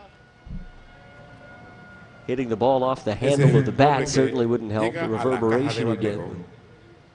Contact is made, but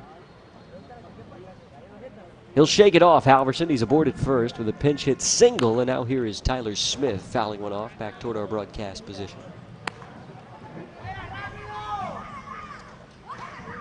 Kids emerge almost from nowhere. You know, when you maybe drop a bit of food when you're home or otherwise, maybe you're eating out on the porch, having a nice dinner. You drop a bit of food and you forget about it. Come back a half an hour later and there's a swarm of 7,000 ants trying to pick your food into a million different pieces and carry them away in 1,000,001 different directions. Well, that's what happens every time there's a foul ball here in Monteria. Kids you didn't even know were at the ballpark all of a sudden show up and try to take home a souvenir, a piece of history in this U-23 Baseball World Cup here in Monteria. In our view, we can only see about 5 or 6 kids wandering around, but I swear every time there's a foul ball, 15 or 20 of them appear seemingly from out of nowhere to try and haul in their own souvenir.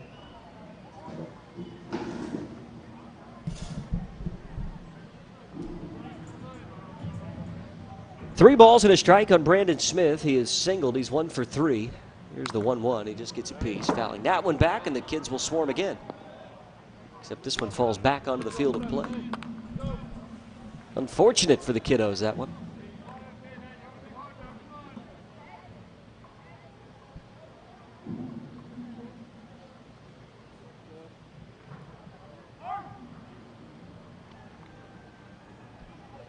Three balls and 2 strikes, a man aboard at first with 1 out here in the top of the 7th inning. Here's the next from Madden, and it's hit foul just outside third. It's Jair Fernandez, the third base umpire. We've had crews of 4 throughout this tournament. That will change tomorrow in Barranquilla. It will be a crew of 7. I guess technically crews of 5 they have had if you include the replay official. But crews of 7 tomorrow for both the 3rd place game and the World Championship final. Bouncing ball off toward the right side. We'll do it again at 3-2. Much like you're seeing in the World Series with umpires in left field and right field, those will be added tomorrow. I know there's a few of the umpires here in Monteria that will be on an early flight toward Barranquilla tomorrow morning, because they will have assignments at Estadio Edgar Renteria tomorrow afternoon and evening. This ball shot foul off toward the left field side. We'll do it again at 3-2. The introduction at replay in these tournaments have certainly been a success. We saw them implemented as part of the Women's World Cup in Vieira, Florida earlier this year, the WBSC. And it has worked very, very well here in Colombia as well for this U-23 World Cup. 3-2, this one taken for a ball. It's a 1-out walk issued by Madden. There's 2 away, and South Africa most certainly threatening, as Victor Ngope will stand in, the 3rd pinch hitter of the inning, and he represents a potential tying run for South Africa here in the top of the 7th.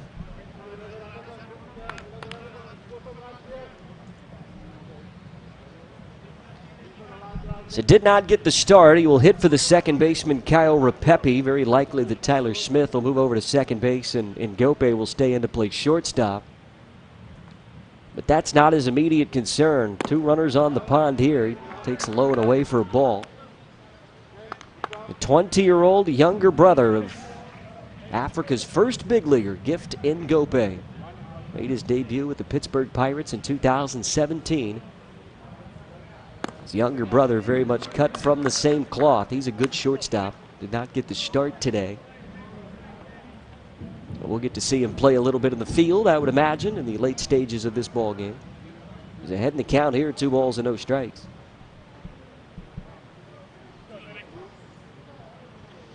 Hitting for Kyle Repepe, who is 0 for 3, the 2-0. Hit up the middle, it could be 2. Williams to the bag himself, throws on to first, and the throw gets away.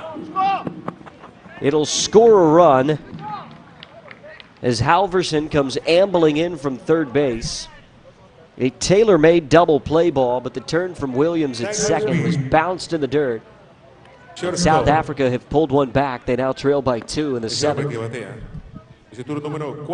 He'd tell you he should turn this 100 out of 100 times, I'm sure, Jess Williams, but just trying to avoid the base runner. Leaves it short for Sam Kennelly over at first, who couldn't glove the baseball, and the inning extends, and it scores another run for South Africa. Likely twofold. Williams probably tell you should have made the throw, and Kennelly would probably say that he should have scooped it.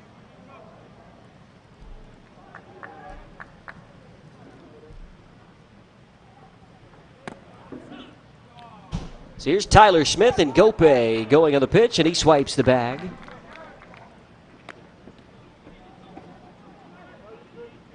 Credit South Africa, they're keeping the pressure on here.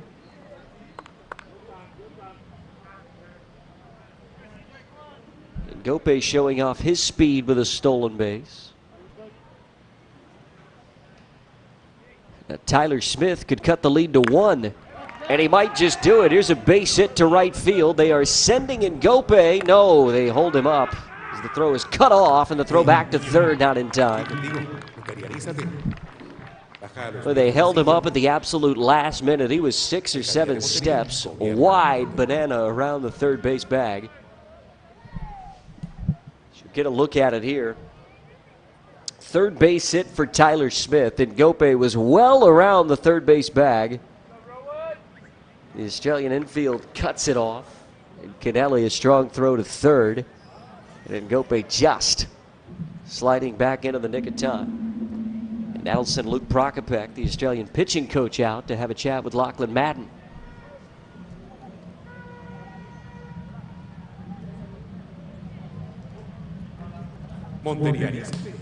Australia should be out of the inning. The error has extended it.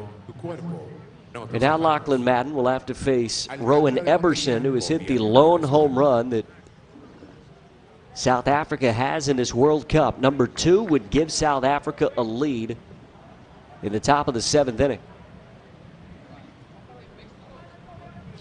That chat from the former big leaguer Luke Prokopec, likely letting him know just that. Look, yes, you should be out of the inning. Don't let it phase you. Get the hitter.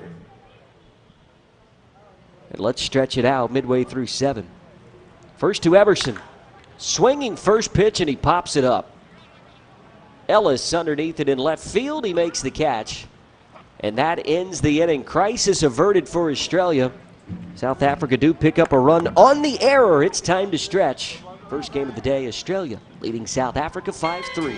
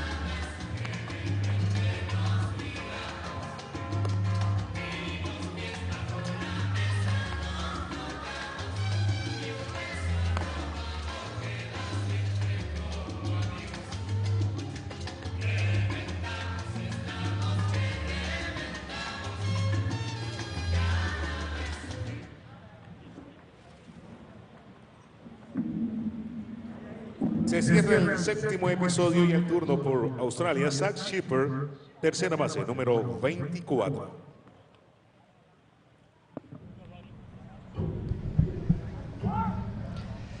Zach Shepard leading things off in the bottom of the 7th inning. Australia clinging to a 5-3 lead as Rowan Eberson out for another inning of work.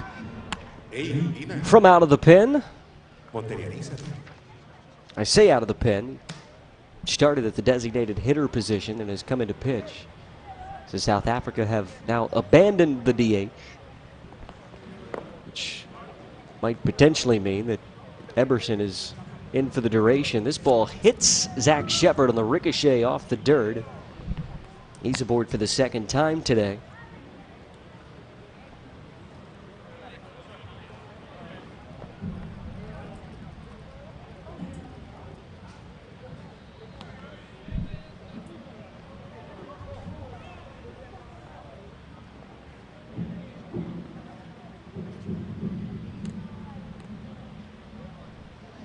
So Shepard aboard to begin the inning. Here's Jack Barry, who is singled and homered. Has also bounced into a double play. 2 for 3 this afternoon. First 2, Barry taken high at the letters. 2 more games of action to come your way here from Monteria today, our final day of this U-23 Baseball World Cup. In this town, anyways, we will play in Barranquilla tomorrow. The 3rd place game in the World Championship final at 7 o'clock local time tomorrow night. It will be Mexico taking on Japan. We already know the 2 teams that will play for the title of World Champion tomorrow. It will be those 2. They have already met earlier in this tournament. It was on day number 3. Japan won that game 7-2. Here's a ball that's taken high, 2-0. We've seen plenty of time in these WBSC tournaments, though, that when a team gets a second crack at a ball club that they lost to earlier in the tournament, they can turn things around. It's what makes this tournament format so unique. I really like the way that WBSC does these tournaments. There's a high fly ball deep into left. Getting shallower and shallower. It's the shortstop. It's Smith who goes out to make the catch. One away. Well, that was an adventure. Tyler Smith stays at shortstop. It's Ngope playing second base for Repepe. And he waited ages for this ball to come down. Waiting, and it still almost sailed on him. Jordan McCarroll. A la caja de bateo.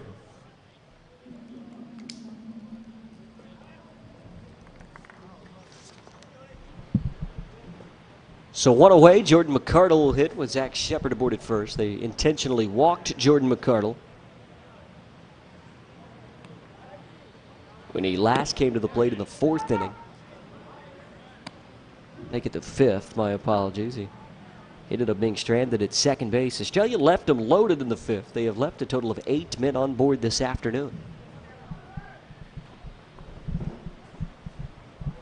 It's a team that left 15 on base through 2 games in this tournament, Australia.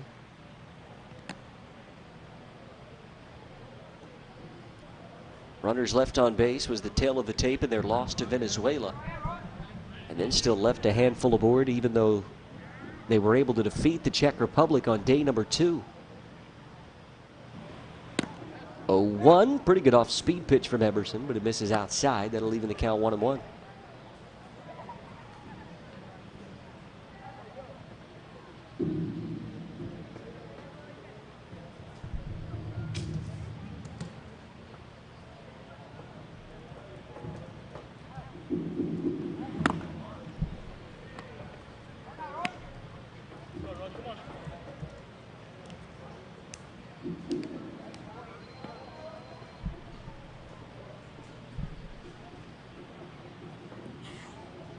McCardle is homered, he is singled, he's scored a pair of times, and he has reached on an intentional base on balls. The 2-1, he tried to check his swing. Jair Fernandez said that he did indeed. And it's 3-1 now with Alex Hall, the left-handed swinging catcher, waiting on deck.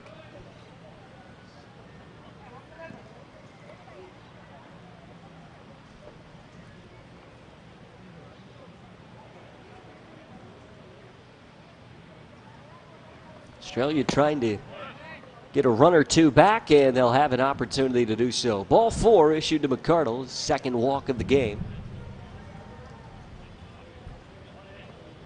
For a team that has left 8 on base through 6 innings, this is a big spot late in the game to try and add some insurance in a 2-run ball game.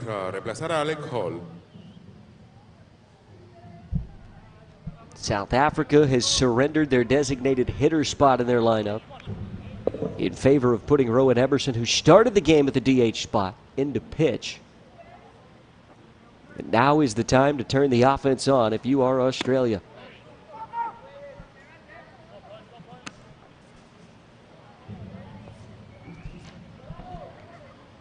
And Mitch Edwards hitting now for Alex Hall, the switch hitting catcher. Alex Hall's tournament has come to an end. Here now is Edwards hitting from the right side against the left-hander. He's homered from this side of the plate in this tournament. And he gets a base hit through the left side. This might score a run. They were playing him deep and left. Zach Shepard will score without a throw, and Australia have pulled one back after South Africa got a lone tally in the top of the 7th. A pinch hit RBI base hit from Mitch Edwards drives in Shepard, and it's 6-3.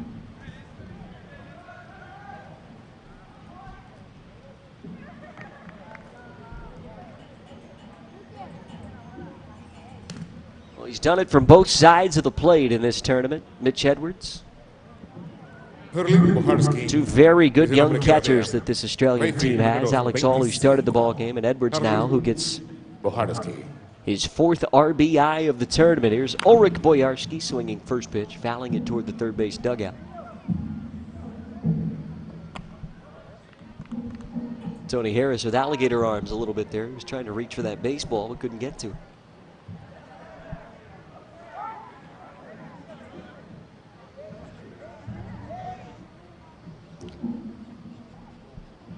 Nothing in 1-2 Boyarski.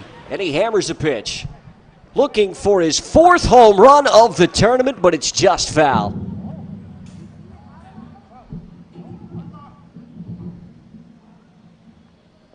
And his smile on his face as he jogs back toward home plate. He just missed home run number 4 by a matter of feet. Jair Fernandez in a good spot to make the call. Third base umpire. Nothing but a long, loud strike number 2. 0-2 on the South African-born Australian right-handed swinger. Oddly enough, not the only ever South African-born player to represent Australia in the sport of baseball, if you can believe that. The 0-2, high. Justin Erasmus, who has represented Australia, the World Baseball Classic. 28-year-old relief pitcher, was born in Johannesburg. Boyarski born in East London, South Africa, and here's a ball hit deep to left. Maybe he's done it after all. The 4th home run of the tournament for Ulrich Boyarski, a 3-run job, and Australia's blown it wide open. They lead it 9-3 here in the bottom of the 7th. Well, 2 pitches prior, he just missed home run number 4. Hooked it before the foul pole and left. He takes a ball high and away and then does this. Tournament leading 4th bomb in the 17th of this World Cup for Australia. Well gone into left field. As Croft could only stand and watch, and it is 9-3, the Australians on top.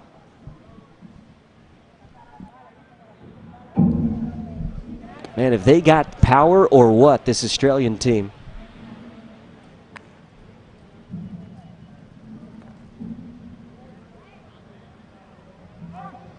Homer number 4, RBIs 8, 9, and 10 for Boyarski. The South African-born outfielder may have planted the dagger that could be the winner for Australia, leading it down 9-3 with a 4-run bottom half of this 7th inning.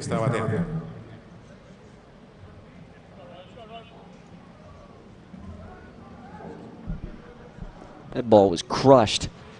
1-1 to Williams. Is taken high for a ball.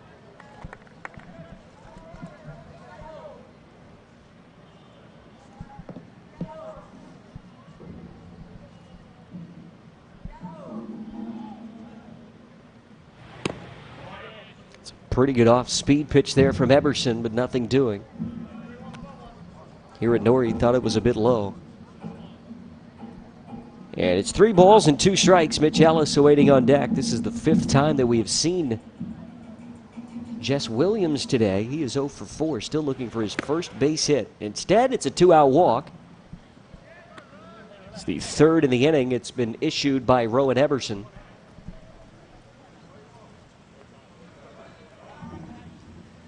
And Mitch Ellis will get an opportunity. He's had himself a good ball game. Coming in 1 for 9 in this contest. He's reached base 3 times. Officially just 1 for 2.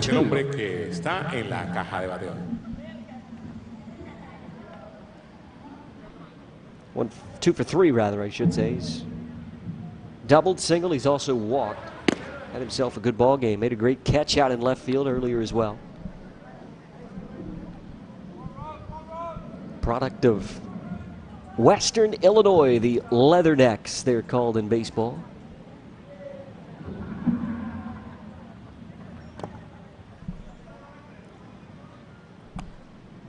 A few baseball teams throughout the United States in the college ranks that have a name that strays away from the traditional mascot name for the other sporting clubs in the university, and Western Illinois is one of those. It's a bouncing ball toward the third base side.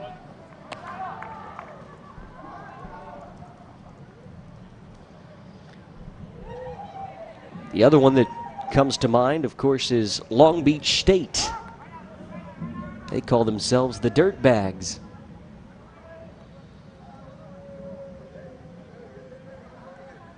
Two-one, bouncing ball toward third. It takes a hop up on Van Niekerk and a strong throw across. Retires Mitch Ellis, and there is two away.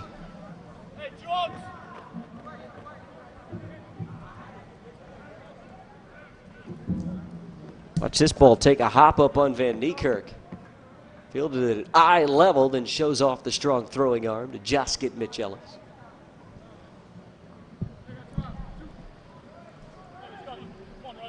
So two away. Williams advancing to second base on the throwers. Robbie Glendenning now hitting for the fifth time.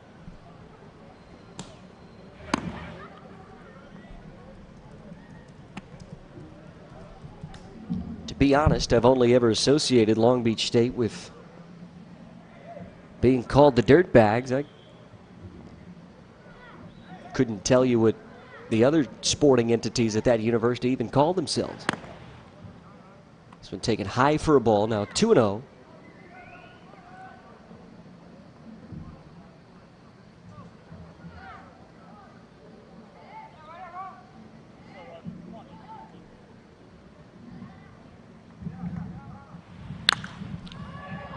Here's a hard hit ball into left center field. Glendenning just getting underneath it, and the catch is made in center. And we will go to the eighth, a three-run home run from Ulrich Boyarski, his tournament-leading fourth of this U-23 World Cup. We go to the eighth, Australia leading 9-3.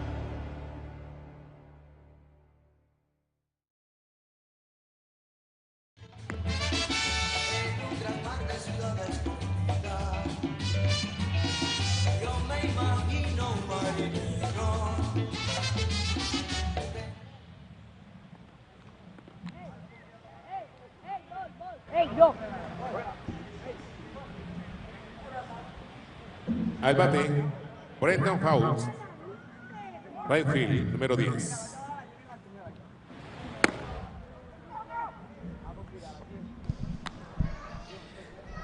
Brenton Folds leading things off for South Africa as we play in the eighth inning. Here he hits a bouncing ball toward third. It sits up for Shepard, throws on the run, one away. Two more games to come your way here from Monteria in Estadio de Béisbol 18 de Junio on our final day of action here in the consolation round. 3 o'clock local time, we will see Puerto Rico for the final time as they take on the Netherlands. And tonight, it will be curtains following Colombia taking on the Czech Republic. With Colombia's win last night, it looks as though they will win this consolation round, meaning they will finish seventh, I should say, to get seventh place prize points.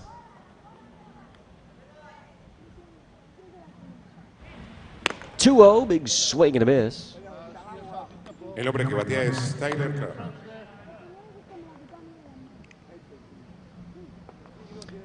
This is Jason Lott now pitching for Australia, and this one's foul back behind home plate.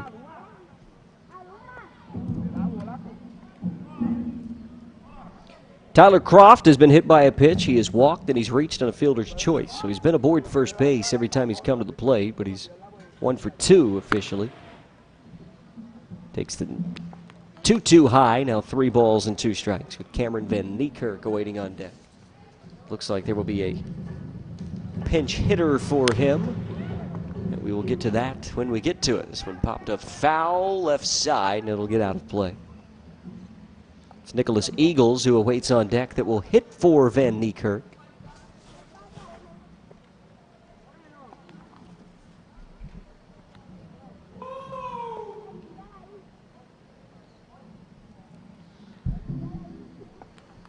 Three starters from yesterday's ball game that did not start today for Neil Adonis. He's pinch hitting them late in this game. Nicholas Eagles will be the third as he awaits on deck.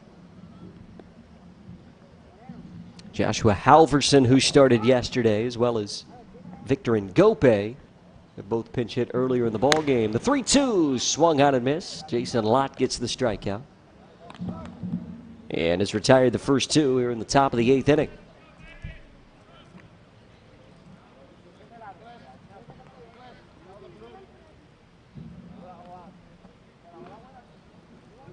Nicholas Eagle es el hombre que batea. So here is Nicholas Eagles. He's hitting for Cameron Van Niekerk, who has played third base today, but his tournament has come to an end. Van Niekerk 0 for 3. And Eagles takes a called strike on the first from Jason Lott, who has come in throwing strikes. 8 of the first 11 pitches he has delivered, make it 9 of the first 12. This one sits up for Glendenning, a 1-2-3 frame for Jason Lott. Those have been rare and hard to come by today. Let's go to the bottom of the 8th. Australia close to their 4th win of this tournament. They lead at 9-3. Arranca Pelá, que llegó la tri con la rumba barranquillera al carnaval.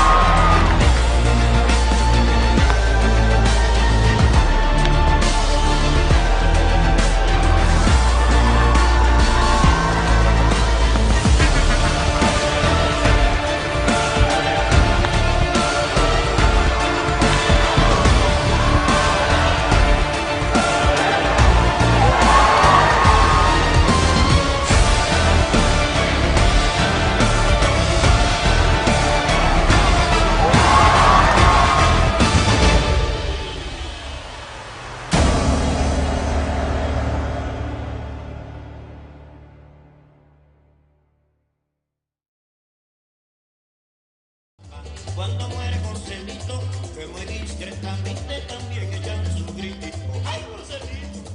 ¡Ay, Joselito! ¡Ay, Joselito! ¡Ay, Joselito! Mi marido que murió, pero queda tú para reemplazarlo. Dame para la comida. ¿Qué es lo que tiene? El carnaval de tu mamá. ¿Qué es lo que se llama hija?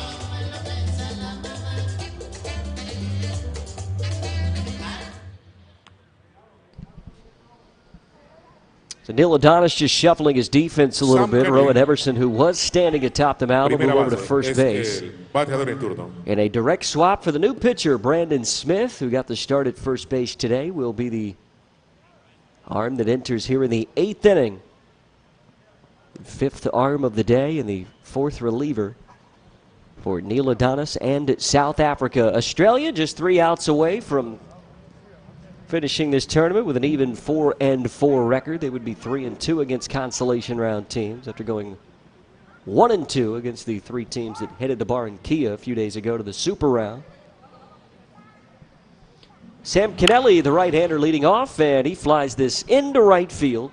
It's playable, though, for Fultz. 1 pitch and 1 out for Brandon Smith.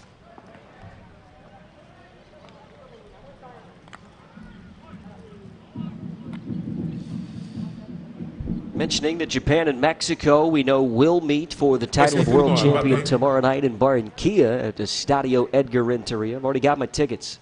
Got my popcorn ready. I know what outfit I'm going to wear. I'll be there. Not yet seen a ball game at Estadio Edgar Renteria, but I will be in attendance tomorrow night. I can bet you that. It'll be nice to have my backside in a seat and be able to watch those two teams play it out for the title of world champion tomorrow night. Can imagine it will be a good crowd. The 1-0. This one popped into right field as well. Fold staying busy. Moves a couple of steps to his right. There's 2 away. Japan has won their final game of the Super Round. They won this morning against the Dominican Republic, 4-0 the final score in that one. And the results of Japan and Mexico's games today didn't really matter. Japan is now undefeated, 8-0 through the opening and now Super Round, so they will put their undefeated record on the line tomorrow night when they take on Mexico. Mexico's result against Korea doesn't much matter either tonight. When those two teams met last Sunday, it was a 7-2 Japanese victory. Can Mexico turn the tables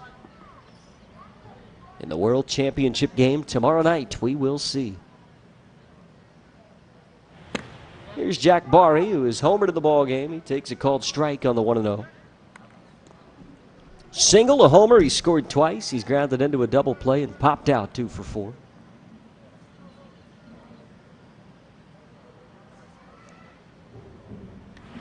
The 1-1 fooled him a bit. He had him backing up off the plate. That nearly caught the inner part of home plate. 2-1 now on Barry. Australia have hit 3 home runs. This young man has hit one of those today. 17 total in this tournament. The 2-1. That one taken outside for a ball. Jordan McCardle awaiting on deck if Jack Barry is able to extend the inning.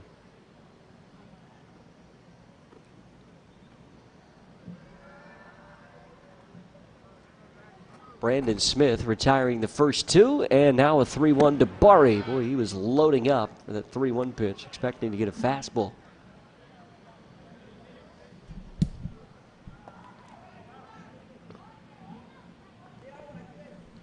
Pretty good offering.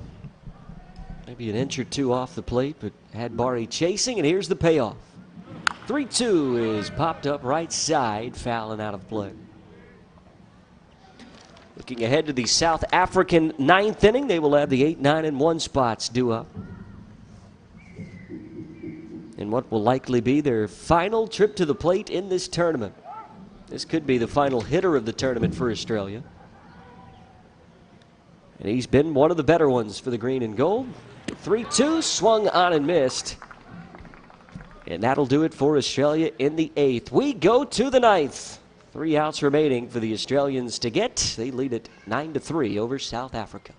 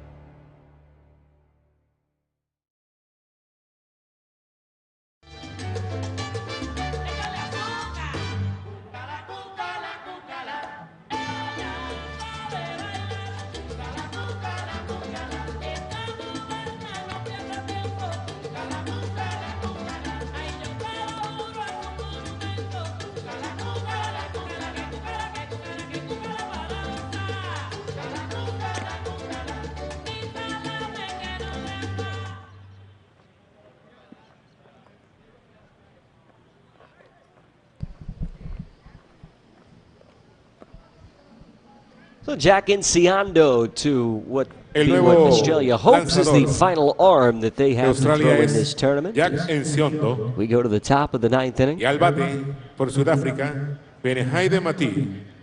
Hayden Matthew will lead things off. He pinch hit for Bradley Peters a couple of innings ago and has stayed in to catch. Enciando does have a couple of games finished in this tournament. He's one of the harder throwers that Australia has in their bullpen.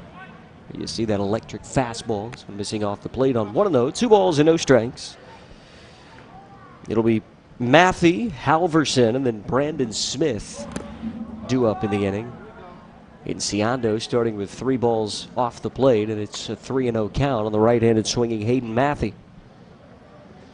Matthew popped out to first base when he pinch hit back in the 7th. Here's the 3-0 from Enciando, and it's a 4-pitch walk to begin the 9th.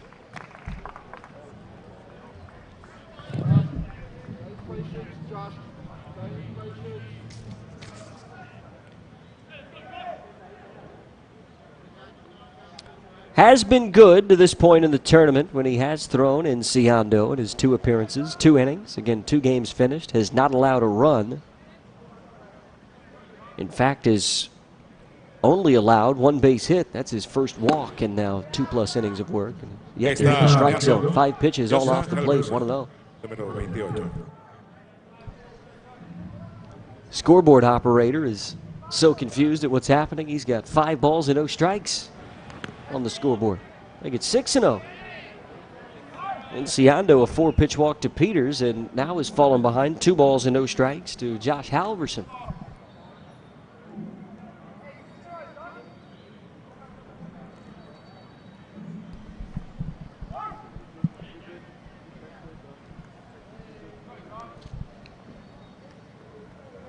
(2-0) off the plate outside, 3-0, and that will prompt a meeting from Mitch Edwards.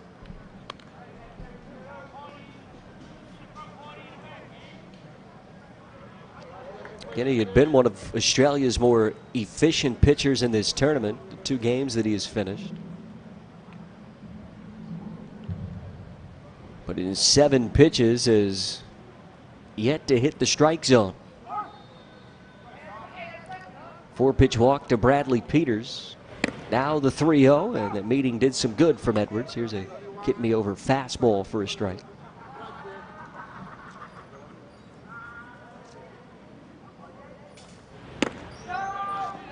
3-1, however, missing again, and it's back-to-back walks to begin this top half of the 9th inning.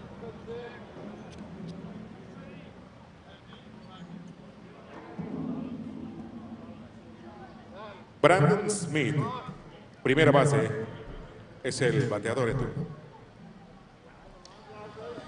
So Matthew aboard at second, Halverson on at first base, and here's Brandon Smith, who got the final 3 outs of the 8th inning for South Africa. Again, they abandoned the designated hitter spot 3 innings back when they brought in their DH to pitch. Don't see it a lot at this level of baseball. The pitcher then going to first base, and the first base starter at first base coming on to pitch the 8th rather. There's a swing and a miss on 0-1. Now Enciando has a hitter where he wants him. No balls and 2 strikes.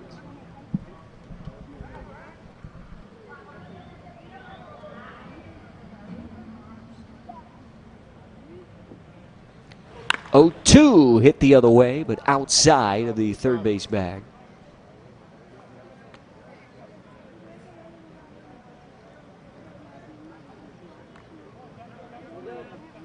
He's got a good-looking mow, doesn't he? Flowing locks of Jack Enciando. Another 0-2. This one well off the plate. Edwards does well to keep it from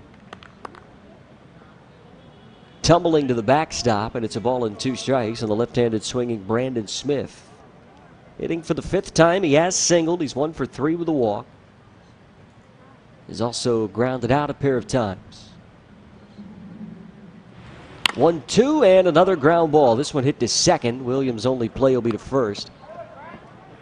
The 2 runners advance, and there's 1 away here in the top of the 9th inning.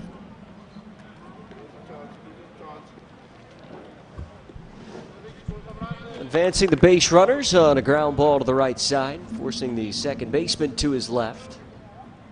Víctor Guepe, Leading by 6 número runs in the 61, ninth es el inning. hombre A wise que batea. decision by Jess Williams. Take the out. An RBI chance here now for Victor Ngope. Runners at second and third base. And the first from Enciando is taken low on an off-speed pitch.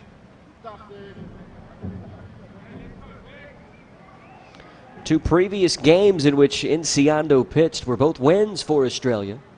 Got the save in the 2-run win over the Czech Republic on day 2, and then backed that up a day later, pitching the 9th against the Dominican Republic. He's brought in with a 6-run lead here and had trouble finding the strike zone to begin the inning. The 1-1 is fouled back off the bat of Victor Ngope, and it's 1-2.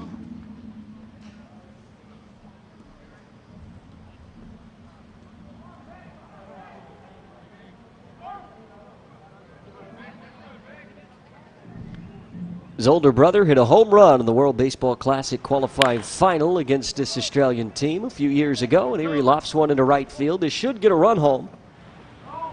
Matthew scores from third as the throw comes into second base. It's a sacrifice fly for Ngope.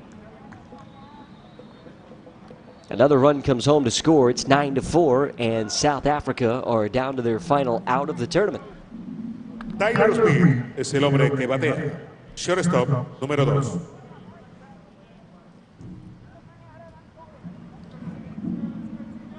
So Enciando will try to wrap things up. Australia look like they will go to 4-4 in this tournament, 3-2 against Super Round teams. South Africa, they will finish this tournament 1-4 against teams in the consolation round.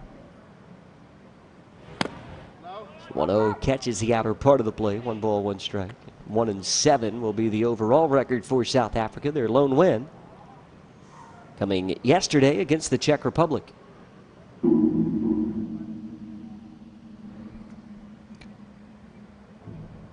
The 1-1 from Enciando. This one missing inside. It gets away from Edwards, but the runner will stay put. He changed his mind about 4 different times, and course of a second or two, Josh Halverson at third base broke, stopped, broke again, and then decided to head back to the third base bag.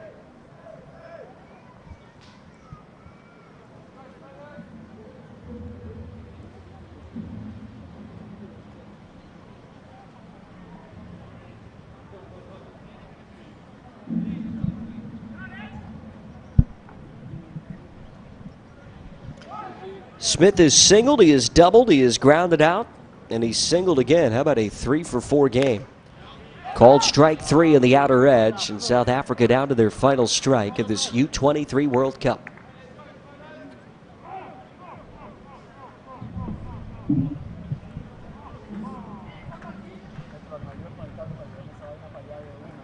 Enciando with a chance to end it, and he does just that. He gets Tyler Smith swinging. And a win to finish up the U-23 Baseball World Cup for Australia. And South Africa fall to 1-7 over the last 8 days in Monteria. A final score of 9-4. Enciando comes in and closes his 3rd game of this U-23 Baseball World Cup. Well, that's the last we will see of Australia. They finished the tournament 4-4, 3-2. They will likely finish 9th overall, 3rd in the consolation round. And for South Africa, they fall to 1-7, 1-4 against teams in the consolation bracket. We will be back here in Monteria at Estadio de Béisbol 18 de Junio, a little over 2 hours from now, for our penultimate game of this U-23 World Cup in Monteria. It will be the Netherlands taking on Puerto Rico. We hope you'll join us then, but for now, and for everybody here at the WBSC, my name is Andrew Reynolds saying adios. It's a 9-4 win for Australia. Back in a few hours in Monteria.